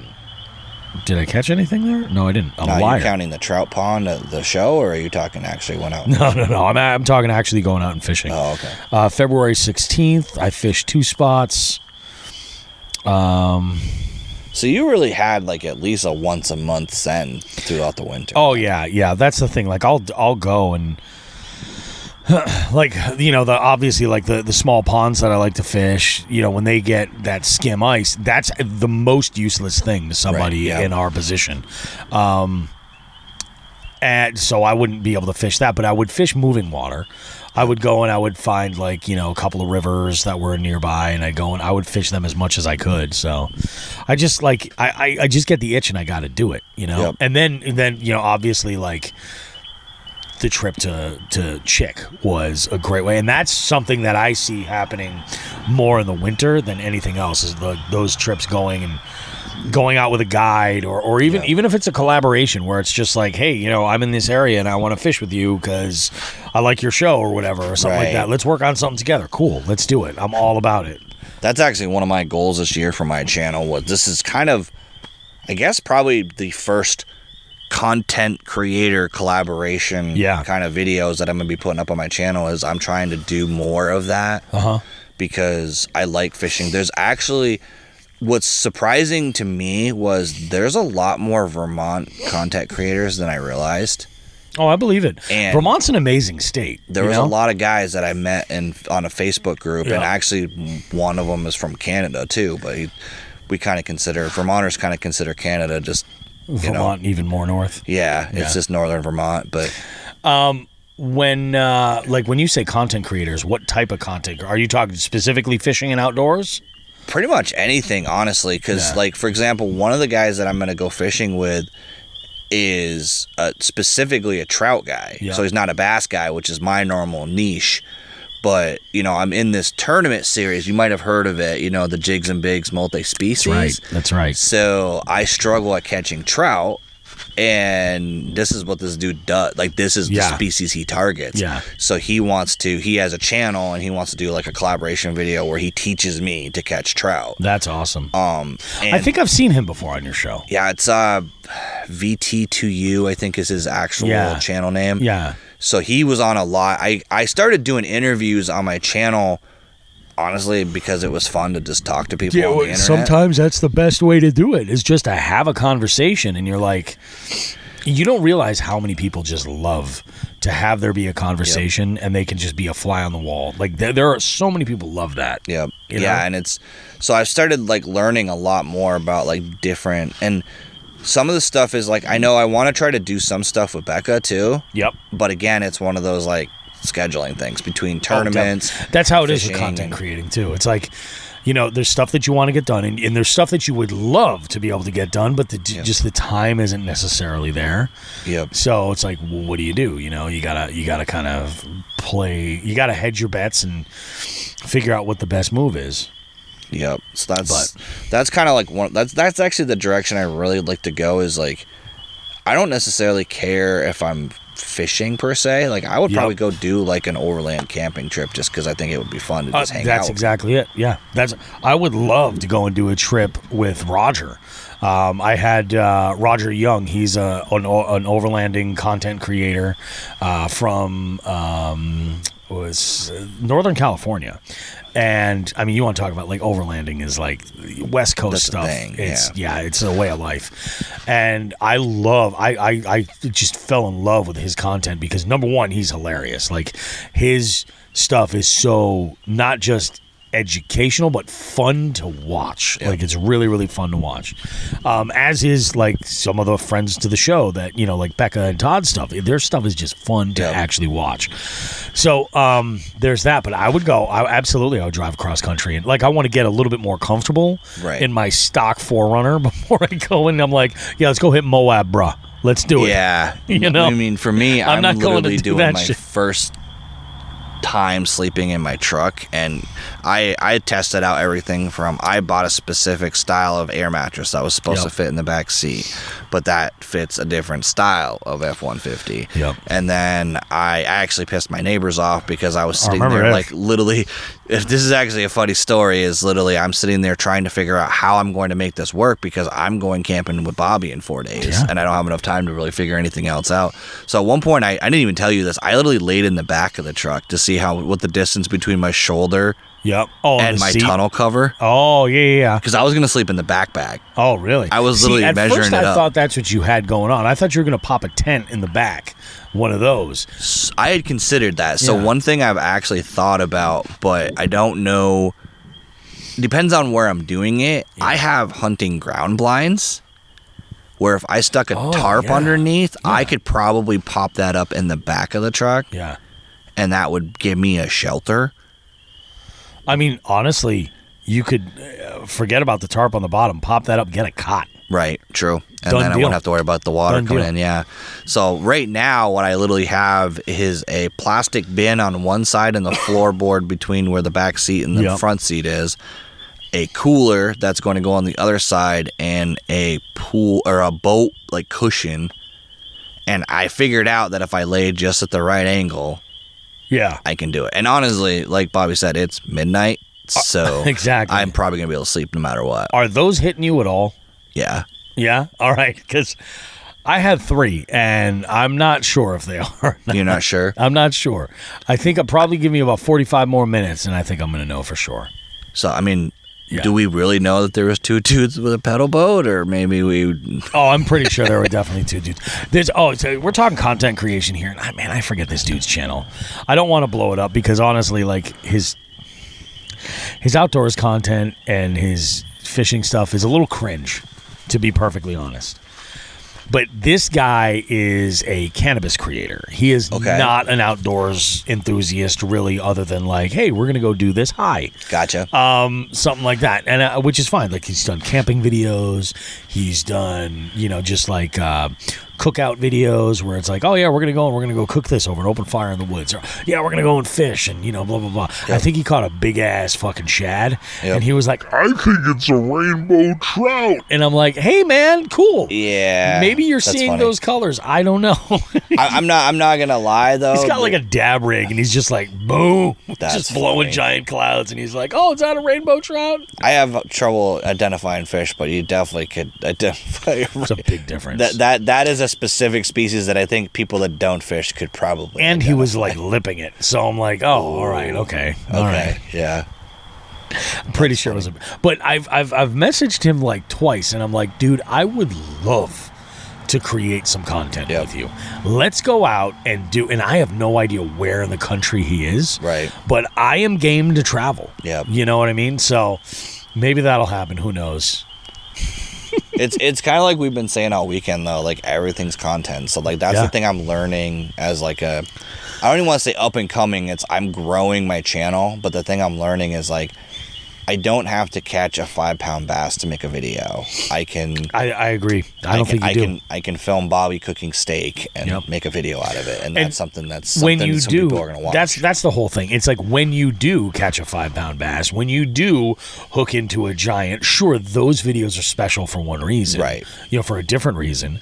But it's like whether you're going out, it's like some of the random shit. God, I wish the cameras were rolling when Cindy was fucking talking shit. Oh man, I forgot about Cindy. Fucking dude, Cindy, that was so fucking funny. So let me explain to you guys I'm sure you guys are going to get the whole like details and everything, because I'm going to go through this, I'm sure, on the weekend review for this episode. So you may have heard some of this already, but dude, Cindy was talking shit.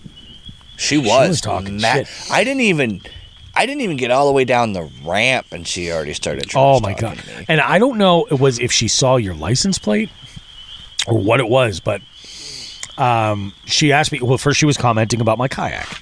She's like, oh, that's a pretty fancy kayak. That's really nice.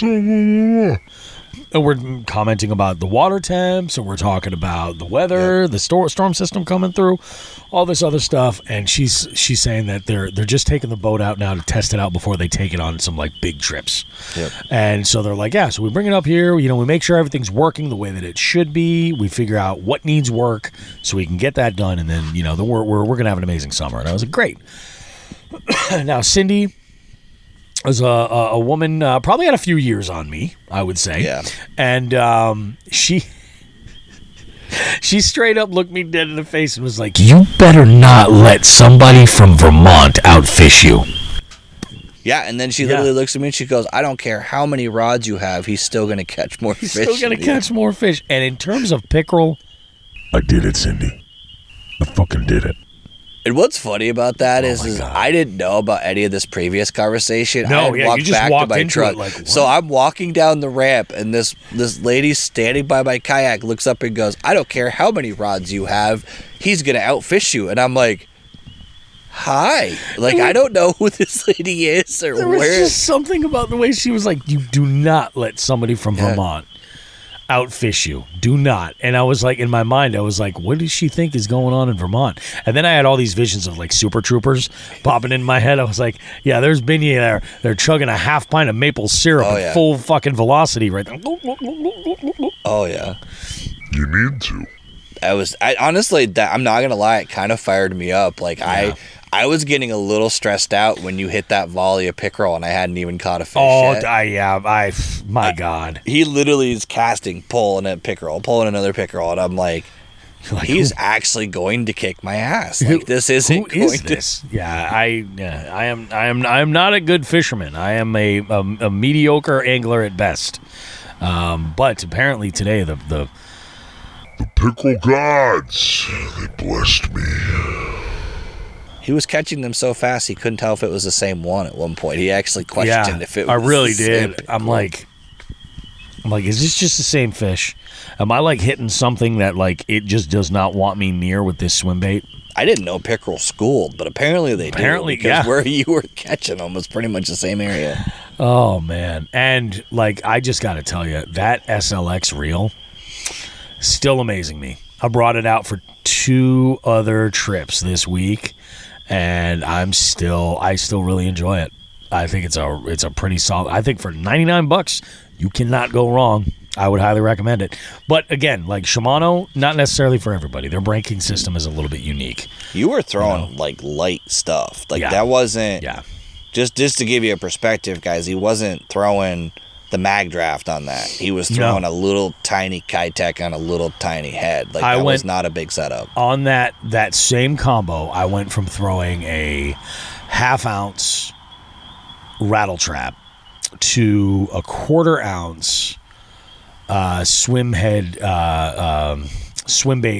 jig head with a 3.8-inch Kitech, and then an 1/8 ounce with a 3.3. And you didn't adjust anything. I didn't adjust. I just adjusted the tension just a little bit. That was it. And I had no issues with casting, no issues with accuracy. I mean, it's pretty solid. It's nice. And that rod that I was throwing on is really nice too. That's they call that the One More. It's an ARC Cobb series. I've seen some ARC stuff, and the one thing I've noticed about it, which is something that I've been interested in, I just don't honestly need any more rods, especially if I keep making trips to Eastern Mass to fish. I'm not gonna have enough money to buy any rods, but they're not expensive. Like they're not. I looked at the prices and they're right in par with everything else that I buy. And like I mean, extreme. if you buy an Invoker Pro or something like that, they're up there, but they're not like G Loomis rods or anything like that. But they're great rods. I have no qualms with them. And Joe, when he had the shop, what he'd recommended, I asked him. I was like, look, I need something that I can throw like lipless, square bills, underspins, shit like that. And he was like, I think this is your guy. And I think it was like $100 to $129 rod, something like that. They're light. That's one thing I noticed when I picked them up. They're wicked light. And they're very sensitive. Very sensitive. Be careful what you say to them. They will get sad. They'll be very sad. Yeah, they will. They'll probably scream like those. They'll be triggered. Earlier. Oh, my goodness. This will be interesting, man. This is going to be interesting. This is a lot of fun. Yeah. I think maybe that first peanut butter cup is starting to hit. Maybe that's what's happening. So this is going to be a slow descent down into madness, which is good because I want that. I need to get a good night's sleep. Yeah, because we got to get up and catch some fish. We got to get up. We got to catch some fish. We got to pick all this stuff up, and then put the boats on the trailers and hit the road. Yeah.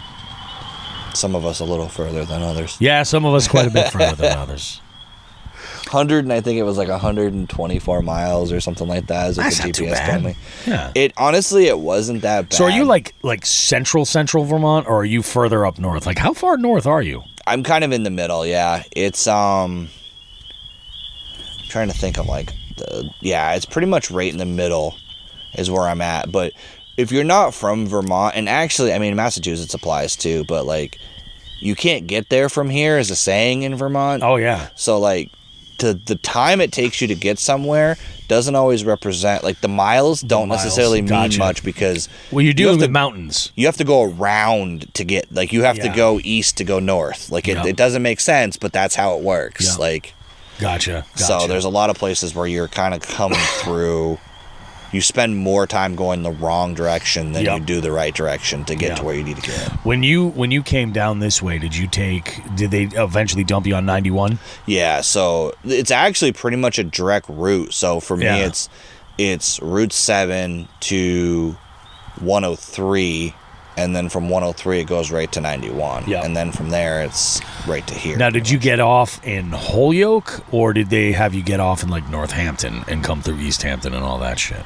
So I will tell you right now, I do what the GPS tells me. And you don't pay attention to those details? No idea where I was. Yeah, that makes sense. The only thing I knew is I actually Google Earthed the ramp. Yep. So that, because I know how the ramp, I'm from Vermont, and our ramps literally don't even have addresses. Yeah. They have literally longitude, latitude coordinates that somebody saved somewhere in a notebook. And so I know, like, to look up the ramp to see where the actual road is. Exactly. Because Google will drive you through the body of water to get to the ramp. And doesn't know that there's roads. Yep. So I definitely looked up, like, I looked up the places. I figured out exactly what road I was supposed to go down to get to it. And oh, Jesus. But other than that, I pretty much just turn right when it says the thing turns right now. When my Jigs and Bigs podcast goes silent and it's like turn right in 1,000 feet, that's what I do. Bang this right at 35 miles an hour. Yep. With a trailer. With a trailer and a kayak. Try not to kill any pedestrians while you're doing it. I love it. This is good. All right. Well, let's go ahead. We'll wrap this sucker up. And Mike, I think we're gonna have a great morning. Absolutely. I think we're gonna get on. It'll be what a beautiful morning. You know what I mean? And you guys will know because you get to check out my channel. You'll get to see what we're talking about here. It'll be on video. I'm going to try to get more video of Bobby this time because every time I did, I think it was out of a weird angle. So he's going to look like he's like riding a cliff. I really hope you got that footage of that bass just getting airborne, because that was just amazing. Epic. Play some Kenny Loggins. All right, guys. We'll see you. We'll be back in a little bit with more Jigs and Bigs after this.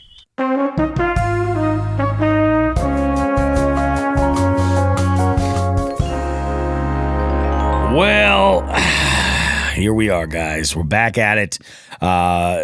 We got an amazing show, hopefully, that all of you guys will enjoy. Lots of adventures lined up on the docket for us to go. It's going to be an amazing year. I am really looking forward to getting out and fishing with Joe at some point.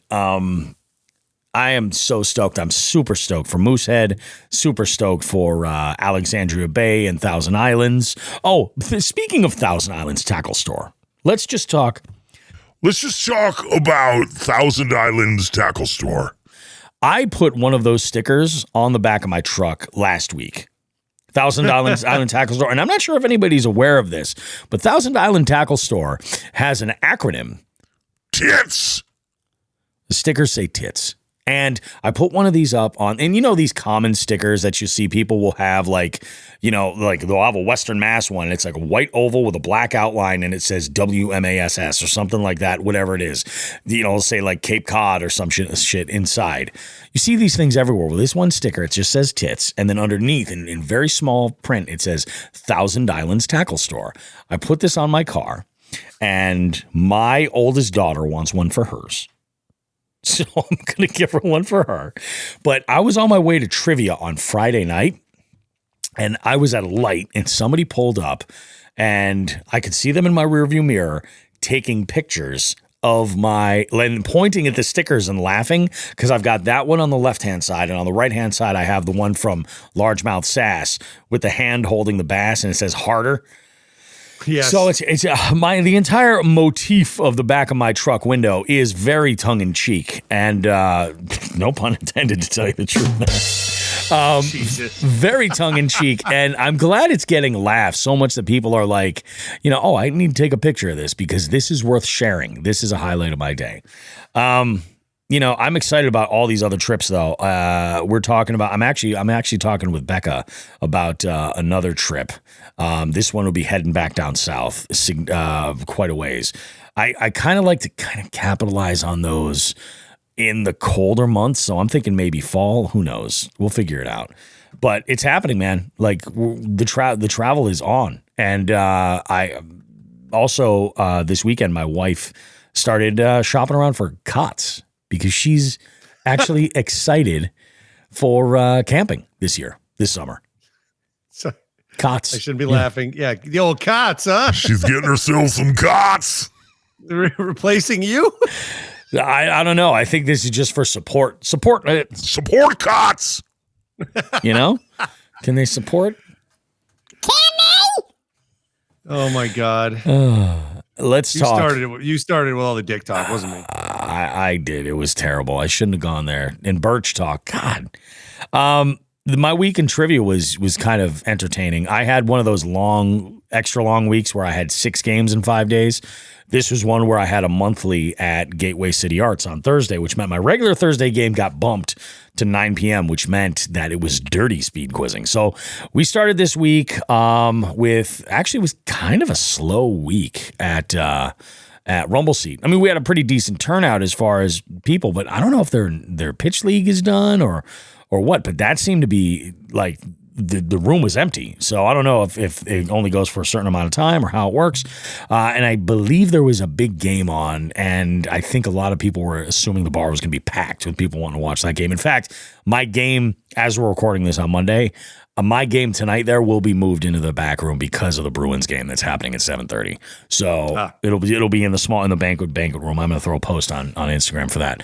So the game was a little bit. I mean, I think we still had like 12 teams or something. It was still a pretty good turnout, but it wasn't the week we had seen previous. The music round that I had done though was mashups, and my God, dude.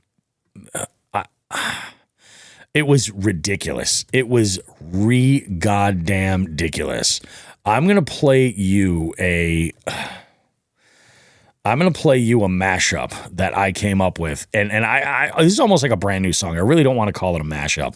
Tell me if you can. What are the two elements putting this in this song that make this mashup? So like the song titles that are being mashed up here, or the artists that are being mashed up.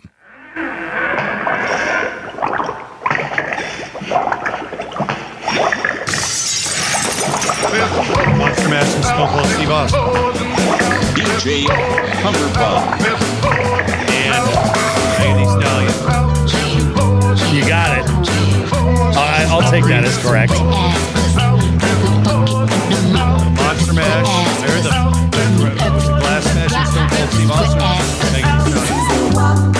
This is the Monster Walk. It was a billboard flop. Bring a bucket and a mop.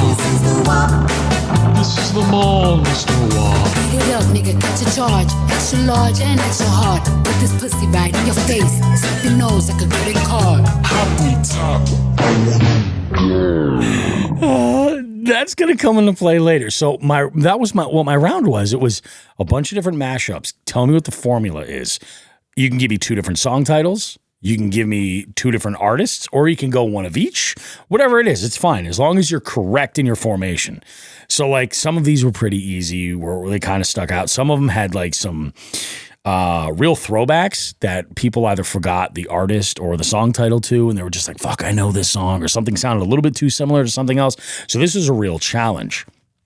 We get to my late game, and I did a different sort of round.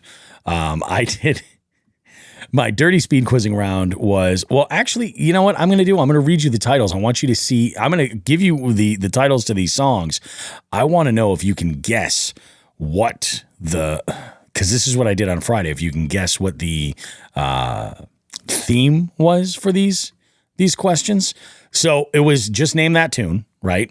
I went through and I did this. And then, so Friday's game, I was like, fuck, I don't know that the mashups this is the right room for these mashups. I was like, but even though this is from Dirty Speed Quizzing, I'm like, it might work. So I'm gonna get through these. If at any point you kind of figure out what you think the theme is, stop me and tell me what you think the theme is, okay? First song, John Cougar Mellencamp, Hurt So Good. Second song, I Want It That Way by the Backstreet Boys. Third song, I'd Do Anything for Love, but I Won't Do That from Meatloaf. Fourth song is Other Side from the Red Hot Chili Peppers. Anal Sex. Yes, Anal Sex is correct. The other songs are Pull Up to the Bumper by Grace Jones, Relax by Frankie Goes to Hollywood, Ring of Fire by Johnny Cash, Jesus, Sweat from Inner Circle, Tony Basil and Mickey, and Whole Lot of Love by Led Zeppelin. And I kind of got that when it went to Meatloaf. Yeah. Oh, yeah. Absolutely. It was so good. And somebody Friday got that one wrong. They're like, "That's Bat Out of Hell," and I was like, interesting. Some people are like, "I don't think that's the name of that song," and some people are agreeing, some people are disagreeing, and I'm just like, that's interesting. The team and that's ultimately what I did. I was like, okay, so maybe I can use these Name That Tune songs from the Dirty Speed Quizzing, but like add that extra question where it's like, so what's the theme? Like, that's just sort of like an extra little twist. I was like, that's kind of cool. So I asked what the theme was, and somebody buzzed in. It was one of these teams that's just like, I don't know what I'm doing. I go, all right, that's fine. What do you think the theme is? They're like, I don't even know. I need an adult. So I was like, all right, cool. Well, you guys pass. That's great. Anybody else want to take a stab what the theme is? And there is Joe. Buzzes in. He's like, anal. It's anal. Tasha looks over at him like, what? And I'm like, yeah, he's 100% right. All of these songs may potentially be about butt stuff. Everybody likes butt stuff. Stuffing butts. Everybody. God. Wait, hold on. Loaded potato name has nothing to do with turbo roots. It's about alcohol. Fair enough. Yeah, fair enough. Yes, I was with you there, Shawn. There you go. I love it. Very true. I love it. I don't know what he was there with me. I don't know if he was talking about a location or if he was talking about hey, Loaded Potato. What are you talking about? You were there with me for what? Was it something I said or somewhere I've been? I'm confused. Friggin' awesome. Yeah, it was. I mean, it was kind of a crazy week. Gateway City Arts is a whole different batch of folks, and finally you got the prize situation straightened out over there. I got to get prizes for the first week though.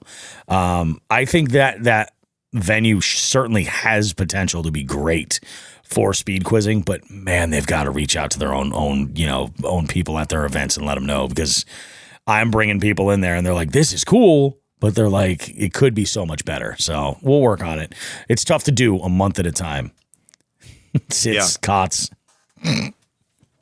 Hey, we got a message from Fish in the Sticks. He asked me if I got that email. I did not. Fish in the Sticks. I'll look it up. He may have sent it to me. I'll see. He may have sent it to me. Well, didn't he? Oh, okay. Yeah, he may have sent it in the Jigs and Bigs. So I'll look it up. I'll check it out.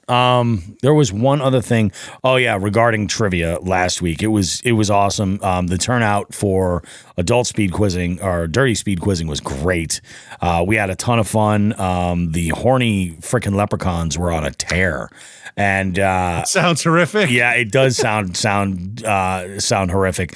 There was a team who plays regularly up in Northampton, and like initially this group would play under like a team called like Just Divorced, or like then it was like Just Such and Such, or Just and then this one night they called themselves Just Railed, which is kind of humorous. Let me go through some of these team names, actually, if I can pull up the reports and give you some of them, because especially for that Thursday, some of these things were fucking dark, like crazy dark. Let's see. I think we had some funny Easter ones too. Yeah, the 13th. There we go. All right, so some of these team names here, the Horny Leprechauns. We've got the regulars up there, the Trojan Whores. We got Frank. Oh, this is a good one. They change their name every single week. This group over there, they're awesome. Frank Ocean Wanklotion, Tally Hose, Now, Tally Hose played with me on Wednesday. Then they played again on Thursday at Gateway City to check out that. They had a great time. Then they came up and I found out, I was talking with Claire. She's like, how explicit is the dirty speed quizzing in Northampton? I was like, well, there's nudity this week. And I'm like, it's nothing crazy, but there is. I was like, just know about it. She's like, Kelly wants to go. So they went and they did fine. I think they came in second or third place. I'll have to take a look at the final scores. They did just fine. We had the UMass Debate Society. Now, this is a group of dudes that come in every once in a while. They ended up changing their name. They had a score in round 1 of 0 because they didn't play. They played on another device after changing their name. Toxic Positivity, we had Flow Hose. They do very well generally. Dirty Sluts was one of our teams. Malignant Happiness is another one. Bulldogs. Dula Peep, Downward Facing Underdogs, and this is what the UMass Debate Society changed their name to, You Masturbate Society. Cunning Linguist, which is a regular up there. Just Railed was that team I was talking about. They actually do really well most nights. One Girl, How Many Guys? Quick little story. This is a trivia regular that played years ago, pre-pandemic, and has come out every once in a while post-pandemic, but I happened to stop in at a local package store, and she was working behind the counter, and she was like, holy shit, Bobby Roast Beef. And I said, hey, you would love this. So she came up, she brought her daughter, and she played as Big Booty Judy, Sir Gucci Snack the 69th, team name here, not very, what do you call it? Not very creative there. Sir Gucci Snack the something. We got Scissor Sisters and Johnny Guitar. We had some that really just pushed the envelope significantly. Yes. Not this week. This week was actually tame. Just Railed, though. I thought that was fantastic. I had a good time with that. It's like, Just Railed. Oh, really? And they use for the profile picture every time, it's just this random picture of one of their players that they weren't expecting to be taking it. So like they just flip the camera around and somebody's got some dumb look on their face, like zoning out, and they're like, click. The Lone Sheboygan, right? There's one team that plays up in Northampton that they call themselves Sheboygan. There's only one member from Sheboygan that played up in Northampton. They also played at Gateway City. They came in first place there. They came in first place in Northampton too. That is a great night. And I got the greatest compliment from Jimmy from Sheboygan. I was talking to him after I dropped off his business card, and he's like, dude, I can't even believe like how much I look forward to this every single week. Like, oh no, it's trivia night. This is awesome. I'm like, that is ideally what I want, is that sort of community. Like, that is huge and critical for this to kind of really take off. So that made me feel great to hear that. And then Friday, I went and I did Casa de Lisa. Casa de Lisa was absolutely out of control. We had such a good time. We had a pretty quiet night over there for the most part. But again, that I think had more to do with the fact that it was a beautiful, like 80-degree day. And you get to a certain point and you start competing with the weather and outdoor activities, and it gets kind of tough. But we did pretty good overall. I mean, we had a really, really good turnout, so I am not going to complain. But nice. That wraps up trivia for me. The code word, nobody used last week's code word, but the code word, if you guys want to get a little bonus from me, you can use the code word Congamon Jr. Congamon Jr. is the code word this week. Nobody gave me the code word of dumbass last week. This week, it's Congamon Jr. If I get the code word for dumbass this week, like today while we're recording it, I'm going to accept it because this won't go live until Tuesday. But from Tuesday on, Congamon Jr. is your code word. Excellent. I'm exploiting my trivia following to listen to this podcast. How fucking sick and disgusting am I?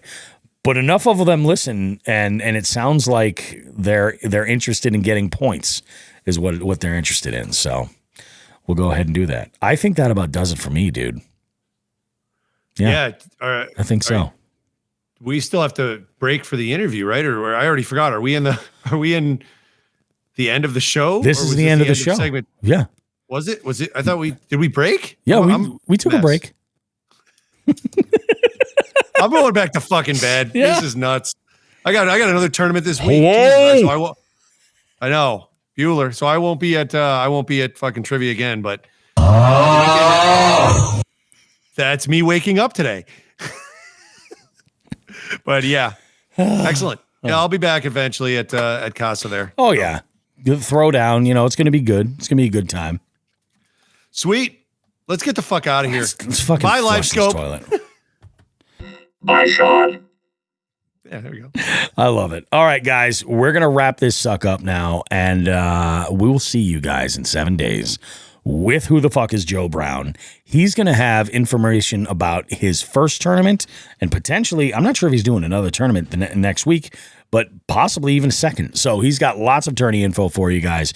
We're going to put together a couple of things to kind of help with the engagement a little bit. If you guys are listening specifically to our Spotify audience, I don't know that everybody else has access to this, but if you're listening on Spotify, you have the ability to answer questions if we put them up there. You'll see them on the episode info. You could just, tap your answers, sometimes multiple choice, stuff like that, but we'll ask you a question. Sometimes we're going to look for suggestions. One of those things I want to do is open it up to you guys. Often there is something that will say, what did you think of this show? Is like a blanket one.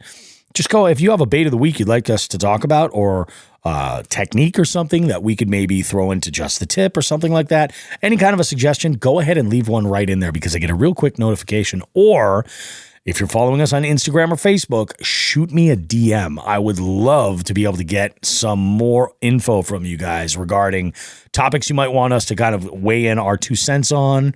Shit like that, stuff that we can kind of do to work together. So I am all about it. Folks, have yourself a fantastic week. Above all, take good care of one another. We will see you in 7 days with more Jigs and Bigs goodness. In the meantime, on behalf of the absent Who the Fuck is Joe Brown, Shawn the Fisherman, the record breaker, and Bobby Rose. Where the fuck? Yeah. Where the fuck is Joe Brown? On behalf of the three of us, jabronis. Tits and ass, smoke some grass.